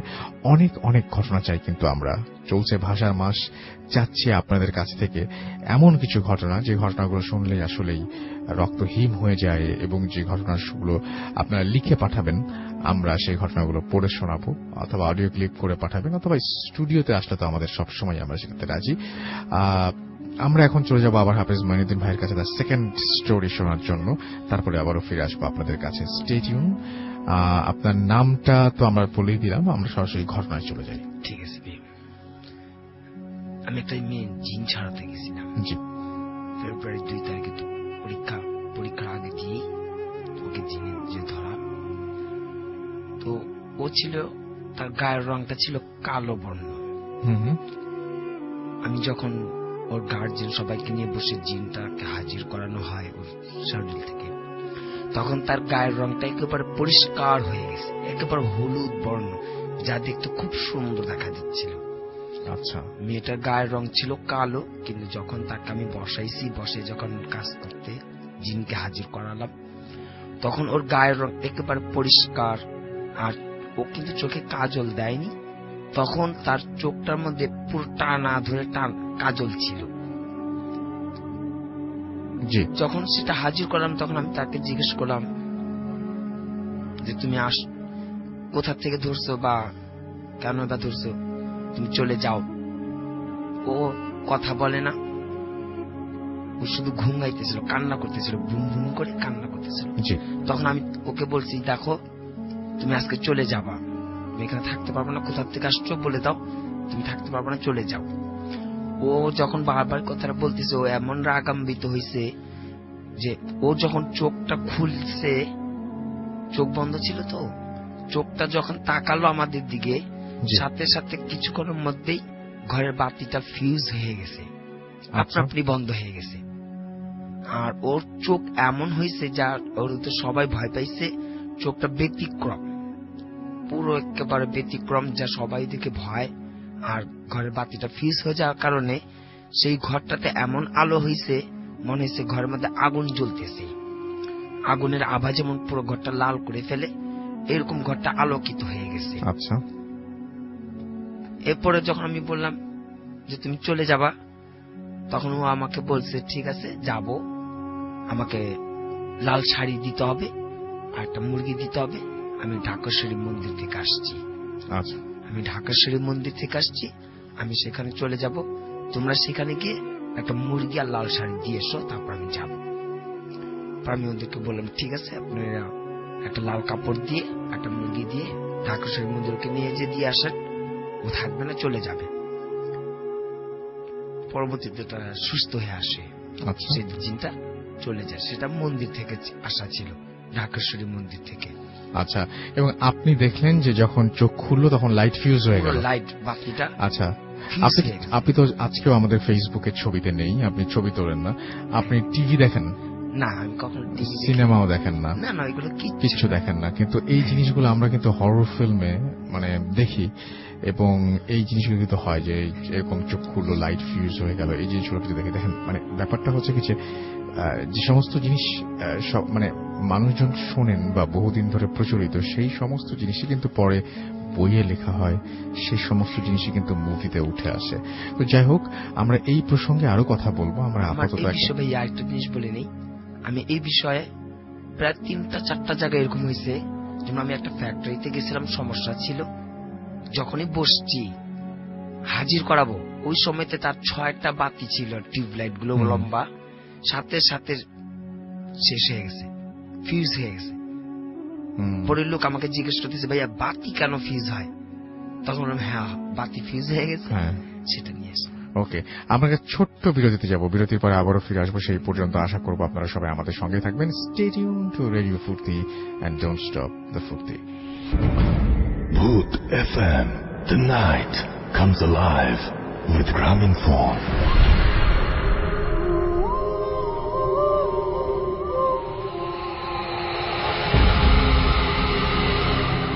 Yes, the night comes comes alive with Gramin Phone. And you are listening to Radio 48.0 FM. আমি রাস্তাল আছি, সাথে আমার সাথে রয়েছে মাসুম এবং আজকের অতিথিরা, এবং আপনাদের ভূত এফএম এ আরো একবার স্বাগত জানাচ্ছি। আর সেই সাথে আপনাদেরকে জানিয়ে দিই যে আমাদের SMS করতে হলে মোবাইলের মেসেজ অপশনে টাইপ করতে হবে ফুর্তি FORTI ফুর্তি স্পেস আপনার নাম স্পেস আপনার মেসেজ পাঠিয়ে দিতে হবে 9840 নম্বরে। আমাদের যদি ইমেইল করতে চান, আমাদের ইমেইল অ্যাড্রেস হচ্ছে bhutfm@radiofurti.fm, which is BHWTFM@radioforti.fm। আপনার নাম, ঠিকানা এবং ফোন নাম্বার সহ আপনার জীবনে ঘটে যাওয়া বা আপনার জানা সেরা ঘটনা লিখে পাঠিয়ে দিন আমাদের কাছে। ঘটনার শুরুতে অবশ্যই উল্লেখ করুন যে এই ঘটনাটি আপনি স্টুডিওতে এসে শেয়ার করতে চান, নাকি আপনি চান আপনার ঘটনা আমরা পড়ে শোনাই। আমরা আবারও যাব আমাদের আরো একজন অতিথি যিনি একটু আগে আপনাদের ঘটনা শোনালেন তার কাছে। আপনার নামটা প্লিজ আরো একবার বলবেন, তারপর আপনার ঘটনা যাব আমরা।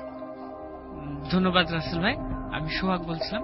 জি, আমি এই ঘটনাটা বলছি, এটা হচ্ছে আমার বাবার সাথে ঘটা। এটা অনেকদিন আগের। আমি গতবার শোতে যখন এসেছিলাম, তো সেই শোটা শোনার পরে আমার বাবা আমাকে বলছিল যে আমার সাথে একটা ঘটনা আছে, তুমি এই ঘটনাটা শুনতে পারো আর বলতে পারো ইয়েতে ফুর্তিতে। সো আমার বাবা আমাকে যেভাবে বলছিল, এটা অনেক দিন আগের মানে ঘটনা, যেটা হচ্ছে আমার বাবা যখন বিয়েই করেনি, আমরা যখন এখন হইনি তখনকার ঘটনা। অনেক মানে তখন আমার বাবা খুব ইয়াং, 17-18 বছর বয়স, এই টাইপের। সো আমার বাবা হচ্ছে কি যে যখন রাতভর হচ্ছে কি যে অনেক রাত পর্যন্ত জেগে থাকতো আর হচ্ছে অনেক জায়গায় যেত, ঠিক আছে। তো এরকমই আমাদের যে রাজশাহী শহরের যে আলুপট্টি মোড় বলে একটা মোড় আছে, এই মোড়টা হচ্ছে অনেক পুরনো একটা মোড়। আচ্ছা। আর এই মোড়ের উত্তর দিকে একটা রাস্তা চলে যায়, যেটা হচ্ছে ঘোড়ামারা থানা। তো এইদিকে আমি একটু বলে রাখি যে রাজশাহীটা হচ্ছে হিন্দুদের একটা ছিল, অধ্যুষিত একটা এলাকা ছিল। একটা সময় এখানে অনেক হিন্দু ছিল, এখন বর্তমানে এটা কমে গেছে। কিন্তু হিন্দুদের যে বাড়ির যে কালচার গুলা ছিল, এই কালচারের বাড়ি এখনো রাজশাহীতে আছে। আপনি যদি রাজশাহীর আনাচে কানাচে ঘুরেন, এরকম দেখতে পাবেন যে অনেক আগের মতো বাড়ি, আগে ডিজাইনের বাড়ি। তো এরকমই ওই জায়গায় আলুপট্টি থেকে উত্তর দিকে ওই জায়গায় একটা হচ্ছে বাড়ি ছিল। ওখানে হচ্ছে আমার আব্বার হচ্ছে কি যে চাচি, তার মানে আমাদের দাদি হচ্ছেন। তো ওই চাচিদের বাসায় কোনো একটা ভ্যাকেশনে সবাই এক জায়গায় বেড়াতে যায়। তো ওই চাচিদের বাসায় হচ্ছে কি যে আব্বা, ওই চাচি, চাচা আর হচ্ছে আব্বার একজন ফ্রেন্ড থাকেন রাত্রে। তো ওই বাসায় যখন থাকা শুরু করছেন, তখন হচ্ছে আমার বাবা একদিনকে রাত্রে শুনছেন কি যে ওই বাড়িতে ছাদে কোনো একটা সমস্যা আছে। আমি বাড়িটার একটু ডিসক্রিপশনটা দিয়ে যে বাড়িটা একটা লম্বা বাড়ি ছিল, 2 তলা বাড়ি। আর বাড়ির সামনে হচ্ছে একটা করিডোর ছিল, লম্বা একটা করিডোর ছিল। আর 2 তলা বাড়ি, ছাদ সিস্টেম। তো ছাদের উপরে ছিল হচ্ছে রান্নাঘর। তো একদিনকে রাত্রে আমার বাবা ঘুমিয়ে আছে, মাঝরাত্রের দিকে হচ্ছে যে আমার বাবার হঠাৎ করে ঘুমটা ভেঙে যায়। ঘুম ভেঙে যাওয়ার পরে আমার বাবা শুনতে পাচ্ছে কি যে কোনো একটা সময় যদি রান্নার আয়োজন করা হয়, রান্নার আয়োজনে ওই যে মশলা বাটার জন্য যেই শব্দটা হয়, পাটা এবং শিল দিয়ে যেটা হচ্ছে মশলা করে, এটার যে শব্দটা হয়, এই শব্দটা হচ্ছে কোথায় থেকে হচ্ছে? ওই রান্নাঘর থেকে হচ্ছে। মানে ছাদের উপর যে রান্নাঘর হচ্ছে, এই রান্নাঘর থেকে হচ্ছে। এখন আমার বাবা বলছে, আমার ওই চাচিকে, বাবার চাচিকে বলছে, মানে আমার দাদিকে বলছে যে দাদি এটা কি হচ্ছে? তখন হচ্ছে তুই ঘুমিয়ে যা, এটা শুনতে হবে না তোকে। তখন বলছে আচ্ছা ঠিক আছে দিয়ে তখন হচ্ছে কি যে আমার আব্বা ঘুমিয়ে যায়। পরবর্তী দিন আবারও ঠিক একইভাবে, এবার হচ্ছে ওই যে থালা বাসন নাড়াচাড়া করার যে শব্দ, এইরকম শব্দ হচ্ছে। তখন আমার আব্বা একটু কিউরিয়াস হয়ে আমার আব্বা একাই বলে কি যে আজকে আমি যাবো, ছাদে যেয়ে দেখবো। আর একটা বিষয় কি যে আমার আব্বার একটা জিনিস খুব ছিল যে একটু মানে রাত ভর ঘুরে বেড়াতো, আর হচ্ছে কি যে মানে দোয়া দুরুদের উপরে খুব বিশ্বাস ছিল আমার আব্বার। তো আমার আব্বা ছাদের দিকে আস্তে আস্তে উঠে যায়, সিঁড়িতে উঠে যায়। উঠে যাওয়ার পরে যখনই ছাদের ফ্লোরে যখনই পা দেয়, তখনই হচ্ছে এই আওয়াজগুলো বন্ধ হয়ে যায়। বন্ধ হয়ে যাওয়ার পরে আমার আব্বা একটু দাঁড়িয়ে যায়, বলে যে হঠাৎ বন্ধ হয়ে গেল। তারপরে আবার এগিয়ে যায়, যাওয়ার পরে দেখে কি যে কিছু নাই, একেবারে রান্নাঘরের মধ্যে কিছু নাই। কিন্তু ওই বিল্ডিং এর পাশে একটা লম্বা একটা নারিকেল গাছ ছিল। এই নারিকেল গাছটা খুব জোরে বাতাস হচ্ছে। এই শুধু নারিকেল গাছটাই খুব জোরে বাতাস হচ্ছে, আর বাতাসে মনে হচ্ছে যে নারিকেল গাছটা একেবারে পড়ে যাবে, এত বাতাস হচ্ছে। তখন ওই নারিকেল গাছের দিকে তাকিয়ে আমার আব্বা শুধু বলছিল যে একটা কথা বলছিল যে আমরা তোমাদের কোনো ক্ষতি করিনি, তোমরাও আমাদের কোনো ক্ষতি করো না। এটা বলে আমার আব্বা হচ্ছে কি যে সূরা ইখলাস 3 বার পড়ে একটা ফু দিয়ে দেয়, ওই নারিকেল গাছের দিকে করে ফু দিয়ে দেয়। তখন হচ্ছে কি যে ওই বাতাসটা বন্ধ হয়ে যায় নারিকেল গাছ থেকে। এখন ওখানে থাকা তো শেষ হয়ে গেল, যদি ঘটনা হতো মানে এখানে বন্ধ হয়ে যেত ভালো হতো। বাট আমার আব্বা এরপর থেকে বিভিন্ন ধরনের সমস্যা ফেস করা শুরু করে। সমস্যাটা হচ্ছে যে তারপরে একদিনকে রাত্রে হচ্ছে কি যে আমার বাবা যে আগের সময় তো প্রেক্ষাগৃহে বা সিনেমা হলে যে সিনেমা দেখা হতো, এরকম একদিনকে রাত্রে সিনেমা দেখে হচ্ছে উনি বাসায় যাচ্ছিলেন। তো কাদিরগঞ্জের ওইদিকে বা হচ্ছে রাজশাহী বাস টার্মিনালের পেছনের দিকে বা দক্ষিণ দিকে যদি বলি, তো এগুলো নিয়ে অনেক নারকেল গাছ আর অনেক মন্দির ছিল আগে। যখন এটা অনেক আগে মন্দির ছিল, অনেক বড় বড় গাছপালা ছিল। তো এরকমই ওই কাদিরগঞ্জের ওইদিকে একটা জায়গা দিয়ে, এটাকে আরেকটা ঘটনা বলছেন আপনি, মানে ওই দিনকার পর থেকে আমার বাবার সাথে যে ইয়েটা শুরু হয়। ছোট করে বলতে হবে সময় হবে। তো হচ্ছে কি যে আমার বাবা হচ্ছে কি যে রাত্রে চলে আসছে।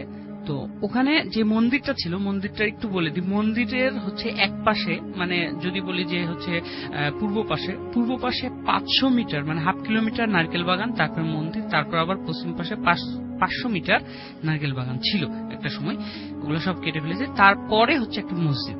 তো আমার বাবা রাত্রেবেলা ওই রাস্তা দিয়ে চলে আসছে। আসার সময় দেখছি কি প্রথম অংশে যে নারকেল বাগান, এখানে ঢোকার সময় দেখছি কি যে একটা হিন্দু ধর্মাবলম্বীর যেটা হচ্ছে কালী দেবীর যে একটা অবয়ব, কালো একটা অবয়ব ওই নারকেল বাগানের মধ্যে দাঁড়ায় আছে একটা নির্দিষ্ট ডিস্টেন্স আমার বাবার কাছ থেকে। আচ্ছা, আমার বাবা এই জিনিসটা দেখার পরে তাড়াতাড়ি হচ্ছে কি যে সে করে কি যে মাটি থেকে এক মোট ধুলা তুলে নেয়, ধুলা তুলে নিয়ে ওটাতে 3 বার সূরা ইখলাস পড়ে নেয়। পড়ার পরে তিনি আস্তে আস্তে চলে যান। চলে যাওয়ার পরে যখন মন্দিরের সামনে আসেন তখন দেখেন কি যে ওটা নাই। আবার মন্দির পার হয়ে যখন যান তখন দেখেন কি আবার ওই জিনিসটা আছে। তারপরে উনি ওই সূরা ইখলাস পড়া ওই মাটিটুকু ওইদিকে ছুঁড়ে মারেন। ছুঁড়ে মেরে যখনই ছুঁড়ে মারেন তখনই ওটা ভ্যানিশ হয়ে যায় ওখান থেকে। তারপরে হচ্ছে তিনি মসজিদের কাছে যেয়ে ওই বারান্দায় যে বসে পড়েন। তখন ইমাম সাহেব বের হয়ে আসে, বলে কি যে কি ব্যাপার, এত রাত্রে তুমি মসজিদের বারান্দায় কি করছো? তখন আমার বাবা বলে যে হুজুর এই ঘটনা, যে আমার সাথে এরকম চাই। তখন বলছে কি যে ঠিক আছে তুমি চলে যাও, আর কিছু হবে না। এরপরে আরেকদিন আমার বাবা হচ্ছে কি যে আমাদের হুজুর বলছে যে বলেন। আমাদের হুজুর বলছে কি যে তোমরা কোরআন পড়তে আসো, এই জায়গায় কুলখানি হবে, কোরআন পড়তে আসো। তো কোরআন পড়তে এসে তখন হচ্ছে কি যে অনেক রাত্রি হয়ে যায়। আমার বাবা বলছে কি যে ঠিক আছে হুজুর আমরা চলে যাচ্ছি। তো চলে যাওয়ার সময় আমাদের কাদিরগঞ্জে একটা সময় অনেক বড় বড় পাইকরের গাছ ছিল। তো 4 জন বন্ধু ছিল, 4 জন বন্ধু, 3 জন বন্ধু এক রাস্তা দিয়ে চলে যায়, আমার বাবা আর এক রাস্তা দিয়ে চলে আসে। দেন তখন হচ্ছে কি যে আমার বাবাকে বলছে কি যে ওই পাইকর গাছ থেকে অনেক বড় বড় ঢিল পড়া শুরু হয়। তখন আমার বাবা বলে কি যে আবার সেই কথা, কোরআন শরীফ যেহেতু সাথে আছে, তখন 4টা ঢিল কুড়ে নিয়ে ওই গাছটাকে বন্ধ করে দেয়। তখন আমার বাবা যখন বাসায় যায় তখন আমার বড় মা বলে যে তুমি কি করে এসছো? তখন বলে যে না কিছু না। তো তখন বলে যে ঠিক আছে যাও ঘুমিয়ে যাও। পরবর্তী দিন যখন ফজরের নামাজ পড়তে যান, মৌলানা সাহেব তখন ফজরের নামাজ পড়ে, তখন বলে কি যে শের মোহাম্মদ তুমি এখানে আসো। যখন যায় তখন একটা জোরে থাপ্পড় দেয়। থাপ্পড় দেওয়ার পরে বলে যে তুমি কালকে রাত্রে কি করেছো? তখন হচ্ছে কিছু করিনি। তো তখন হচ্ছে তুমি কালকে রাত্রে একটা গাছ বন্ধ করে দিয়ে আসছো। আশ্চর্যের বিষয় যে এখানে দুইজনকেই, আমার বড় মা এবং মৌলানা সাহেব দুইজনকেই হচ্ছে কি যে স্বপ্নের মাধ্যমে দেখানো হয় যে আমাদেরকে আটকে দিয়েছে, আমাদেরকে ছাড়িয়ে দিতে বলে। তো তখন মৌলানা সাহেব বলেন যে ঠিক আছে ছাড়িয়ে দেন, তাহলে হচ্ছে ছাড়িয়ে দাও, তাহলে আর কোনো সমস্যা হবে না। এরপর থেকে আমার বাবার আর কোনো সমস্যা। Thank you very much. আমরা পরের ঘটনায় যাব হাফেজ মঈনুদ্দিন ভাইয়ের কাছে। তার একটা ঘটনা রয়েছে, সেটা আমরা শুনবো। নতুন বাড়ি আমাদের এলাকার থেকেই, লালবাগ এলাকার কাছেই নতুন বাড়ি তৈরি করা হয়। বাড়িটা তো বেশ পুরনো ছিল। যখন ভাঙা হয়েছে বাড়িটা, সেই বাড়ি থেকে কান্নার শব্দ হতো। পরে তারা এই বাড়িটা হুজুরটে কিনা বাঁধায় দিলেন। পরবর্তীতে যখন নতুন বাড়ি করা হলো, দোতলা বাড়িটা খুব দ্রুত করে কালারিং করেছেন, কিন্তু সেখানে এখনো লোকজন কেউ বসবাস করেননি, যাননি এখনো। কিন্তু প্রতিটা রুমের মধ্যে এবং প্রতিটা দরজার কাছে সামনে দিয়ে রক্ত দিয়ে লেখা ছিল ওম। ওম লিখে রাখছে এবং ঘরের ভিতরেও সেই রক্তের ডাকে ওম লেখা। তো যখন উনি দেখলেন এই রক্তের ভেজা প্রতিটি দরজার সামনে এবং ঘরের ভিতরে ও দেয়ালে ওম লেখা, উনি খুব ঘাবড়ে গেলেন যে কি ব্যাপার, এটি কি? ঘরে তো কোনো লোক নেই, ঘরে কোনো লোক এখনো আসে নেই, থাকে নেই, এই রক্ত দিয়ে দেয়ালগুলো নষ্ট করলো কি? আর তখন উনিও বুঝতে পারছেন যে ঘরটা কেমন গুমট বাঁধা ভার লাগে। তখন সেই মৌলানা সাহেবদেরকে বললেন যে আপনারা যে ঘর বাঁধা দিয়ে আসছেন, আমার এরকম কোন সমস্যা দেখা দিতেছে, প্রতিটা দেয়ালের মধ্যে রক্তের মধ্যে ওম লেখা। তখন হুজুর এসে বলতেছে যে ঠিক আছে, এটা তো আমাদের পক্ষে সম্ভব না, আমরা পারবো না, আপনারা অন্য কাউকে স্মরণ করতে পারেন। পরবর্তীতে সে আমার কাছে আসে, আমি সেখানে উপস্থিত হয়ে যখন আমি বসি, তখন আমি বুঝতে পারি যে এটা জিনের রাস্তায় আছে। তো রাত্রে ওদের সাথে আমি বললাম রাত্রে 8টার দিকে আমার সাথে বসেন।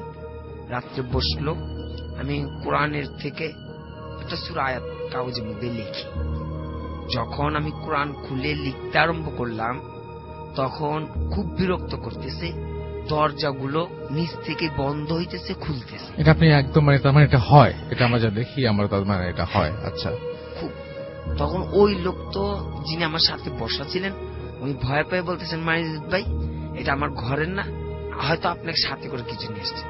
আমি হাসে বলতেছি না, আপনি চুপচাপ বসেন, কোনো ভয় নেই। উনি বলতেছে আমি থাকতে পারবো না, কারণ দেখতেছে উনি স্বচক্ষে দেখতেছে দরজা খুলে যাচ্ছে, বন্ধ হয়ে যাচ্ছে, খুলে যাচ্ছে, বন্ধ হয়ে যাচ্ছে, আর আমাকেও বিরক্ত করতেছে। উনি চলে গেলেন।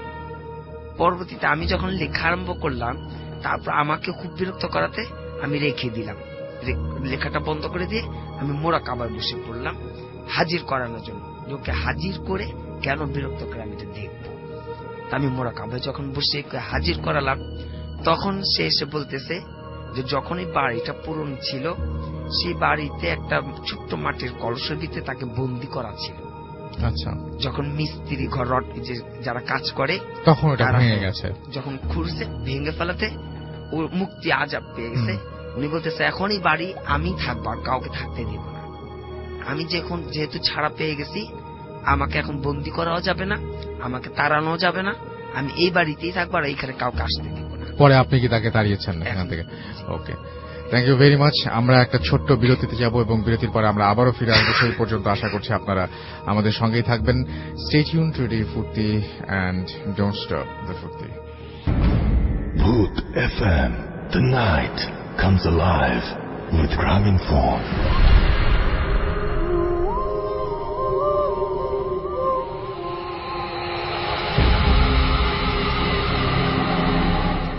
Welcome back. শুনছেন সবসময় রেডিও ফুর্তি 8.0 FM। আমি রাস্তেল আছি, সাথে আমার সাথে রয়েছে মাসুম, এবং আজকে অতিথিরা আপনাদের সবাইকে স্বাগত জানাচ্ছি ভূত এফএম এ। আরো একবার the night comes alive with Grameenphone.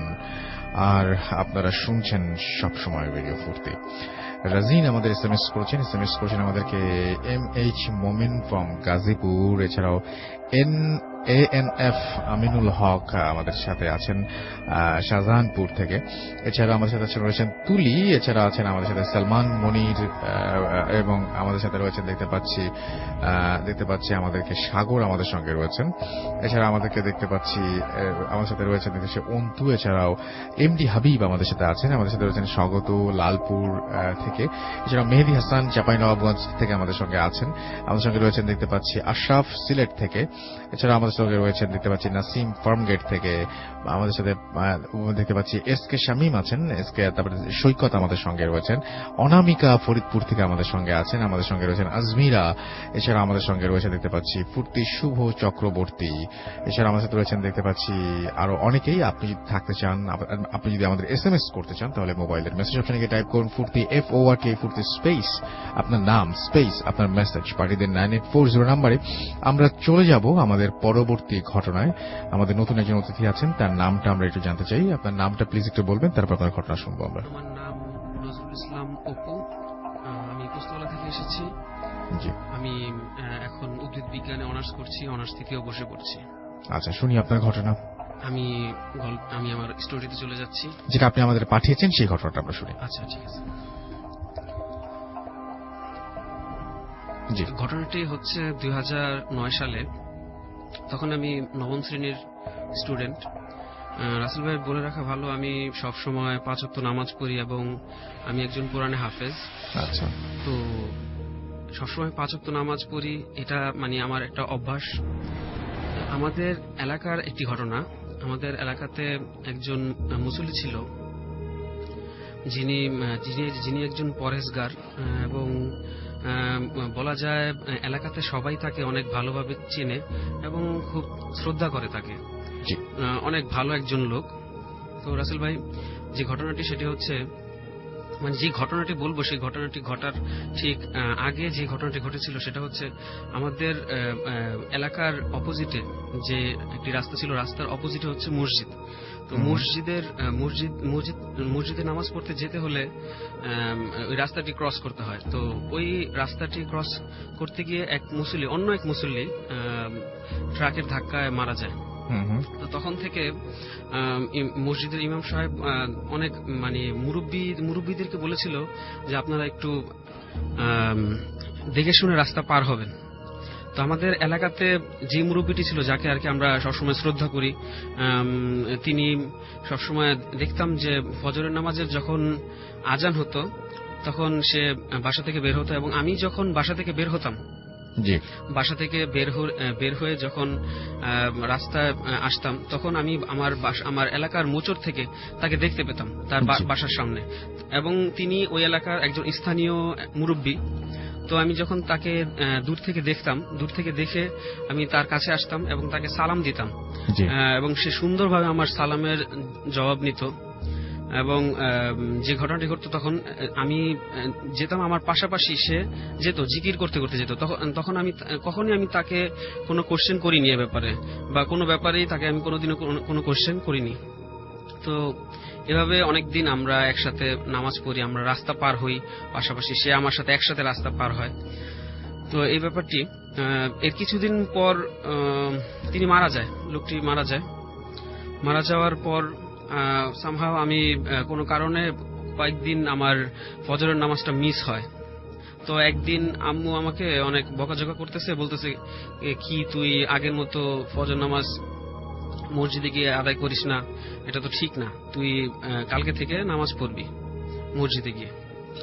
তো ফজরের নামাজের সময় আম্মু আমাকে ডেকে দিল এরপরের দিন ডেকে দেওয়ার পর আমি যথারীতি উঠলাম। উঠে গিয়ে যখন আমি বাসা থেকে বের হলাম, বাসা থেকে বের হওয়ার যে মোচড়টা, সেই মোচড়টাতেই আমি আবার তার বাড়ির সামনে তাকে আবার দেখতে পেলাম। এবং আমি যখন তাকে দেখছি তখন আমার কোনোভাবেই মনে হচ্ছে না যে তিনি মারা গেছে। এই সেন্সটা আমার মধ্যে একটুও আসেনি, সত্যি কথা। তখন আমি তার পাশাপাশি গেলাম এবং তাকে আমি আবার সালাম দিলাম। সে আমার সালামের উত্তর নিল। উত্তর নেওয়ার পর তারপর আমি যখন যাচ্ছি সেও আমার পাশাপাশি হাঁটছে। তো আমাদের ওই এলাকার একটি রিক্সার গ্যারেজ আছে, ওই রিক্সার গ্যারেজটিতে ভোর সকালবেলা অনেক মানে ফজর নামাজের আগে এবং পর থেকেই অনেক রিক্সাওয়ালা আসে মানে রিক্সা নেওয়ার জন্য। তো ওই রিক্সার গ্যারেজটা যখন আমি ক্রস করছি ঠিক তখনই আমার মনে পড়লো যে আমি যার সাথে হাঁটছি সে প্রায় কিছুদিন আগে মারা গেছে। তো এই ব্যাপারটা হওয়ার পর আমি সাথে সাথে তার দিকে তাকাই ঘুরে, কিন্তু আমি তখন তাকে আর দেখতে পেলাম না। ঘটনাটি ঘটার পর আমি অনেক ভয় পেয়ে যাই ভয় পাওয়ার সাথে সাথে আমি খুব তাড়াতাড়ি দৌড়ে মসজিদে চলে যাই। মসজিদে গিয়ে আমি নামাজ পড়া শুরু করি। নামাজের পর আমি যেটা ভাবি সেটা হচ্ছে যে এই ঘটনাটা হয়তো আমি আমি যেটা দেখলাম, যেটা আমি আমার সাথে ঘটলো, সেটা আসলে হতে পারে হ্যালুসিনেশন, হতে পারে। তো আমি এটাকে তেমন কাউকে কিছু না বলে, কাউকে কিছু না জানিয়ে আমি এই ব্যাপারটা তত বেশি একটা সিরিয়াসলি নিলাম না। এরপরের দিন যথারীতি আমি আবার যখন ফজরের নামাজের আজান হলো, আমাকে উঠিয়ে দেওয়া হলো। আমি মসজিদের উদ্দেশ্যে বাসা থেকে বের হলাম। বাসা থেকে বের হয়ে সেই মোচরে যখন আবার আমি আসলাম, ঠিক আবার সেই ঘটনা, আমি তাকে আবার দেখতে পেলাম। এবং এইভাবেই যে আমার ওই সময় কোনো সেন্স কাজ করছিল না যে আমি তাকে দেখছি, সে মৃত বা কিছু, এরকম কোনো কিছুই আমার মধ্যে কোনো সেন্স কাজ করছিল না। আমি তার পাশাপাশি গিয়ে তাকে সালাম দিলাম, সে সালামে উত্তর নিল এবং আমার সাথে সাথেই সে হাঁটছে এবং একটু দূরত্ব রেখে সে হাঁটছে এবং জিকির করতে করতে হাঁটছে। ঠিক তখন আমি যখন ওই গ্রেসটি মানে ক্রস করার পর আমার মনে পড়লো যে আসলে আমার সাথে যে হাঁটছে সে আসলে মৃত। কিন্তু সেই সময়টাতে আমি আর পিছনের দিকে তাকালাম না। তখন আমার একটু ভয় হলো যে যদি আমি পিছনের দিকে তাকাই তাহলে হয়তো কিছু একটা ঘটবে। তো আমি সাথে সাথে হাঁটতে থাকলাম এবং দ্রুত হাঁটতে থাকলাম এবং সেও আমার সাথে হাঁটতে থাকলো। তো হাঁটতে হাঁটতে মসজিদ পর্যন্ত যখন আমরা গেলাম, আমি মসজিদে ঢুকবো তখন আর কি পিছন ঘুরে হয়তো জুতা নেওয়ার জন্য অথবা সামহাও কোনো কারণে আমি পিছনের দিকে ঘুরলাম এবং যেটা দেখলাম সেটা হচ্ছে তিনি আমার দিকে হাত বাড়িয়ে আছে। এই অবস্থাতেই আমি তাকে আস্তে আস্তে ভ্যানিশ হতে দেখলাম। এমন ভাবে আমি এরকম জিনিস কখনো কল্পনা করিনি যে এরকমটা হয় কিনা, যে মানুষ চোখের সামনে ভ্যানিশ হয়ে যায় কিনা। তো দেখলাম যে একদম ভ্যানিশ হয়ে গেল এবং আমি তখনও ভয় পেলাম, কিন্তু এতটুকু সাহস ছিল যে এটা হচ্ছে মসজিদ, আমার কোনো ক্ষতি হবে না ইনশাল্লাহ। তো এটা ভেবে আমি মসজিদে চলে গেলাম। মসজিদে গিয়ে নামাজ আদায় করলাম। নামাজের পর আমি তখন ওই মসজিদের হুজুরকে ব্যাপারটি আমি বললাম যে এরকম একটা ঘটনা। তো মসজিদের হুজুর আমাকে বলল যে এটা হয়তো তুমি সবসময় অভ্যস্ত ছিলে তার সাথে নামাজ পড়তে যাওয়ার ক্ষেত্রে, হয়তো সে এই জন্যই হয়তো তোমাকে দেখা দিয়েছে। তো মসজিদের হুজুরটি কোনো কারণে এই ব্যাপারটি তার ছেলের সাথে আলোচনা করে, তার ছেলেকে জানায়। ছেলেকে জানানোর পর এরপর থেকে আমি আর কখনো এই ঘটনার সম্মুখীন হইনি, এই ঘটনাটি আর কোনোদিনও ঘটেনি। এই ছিল রাসেল ভাই আমার ঘটনা। অনেক ধন্যবাদ।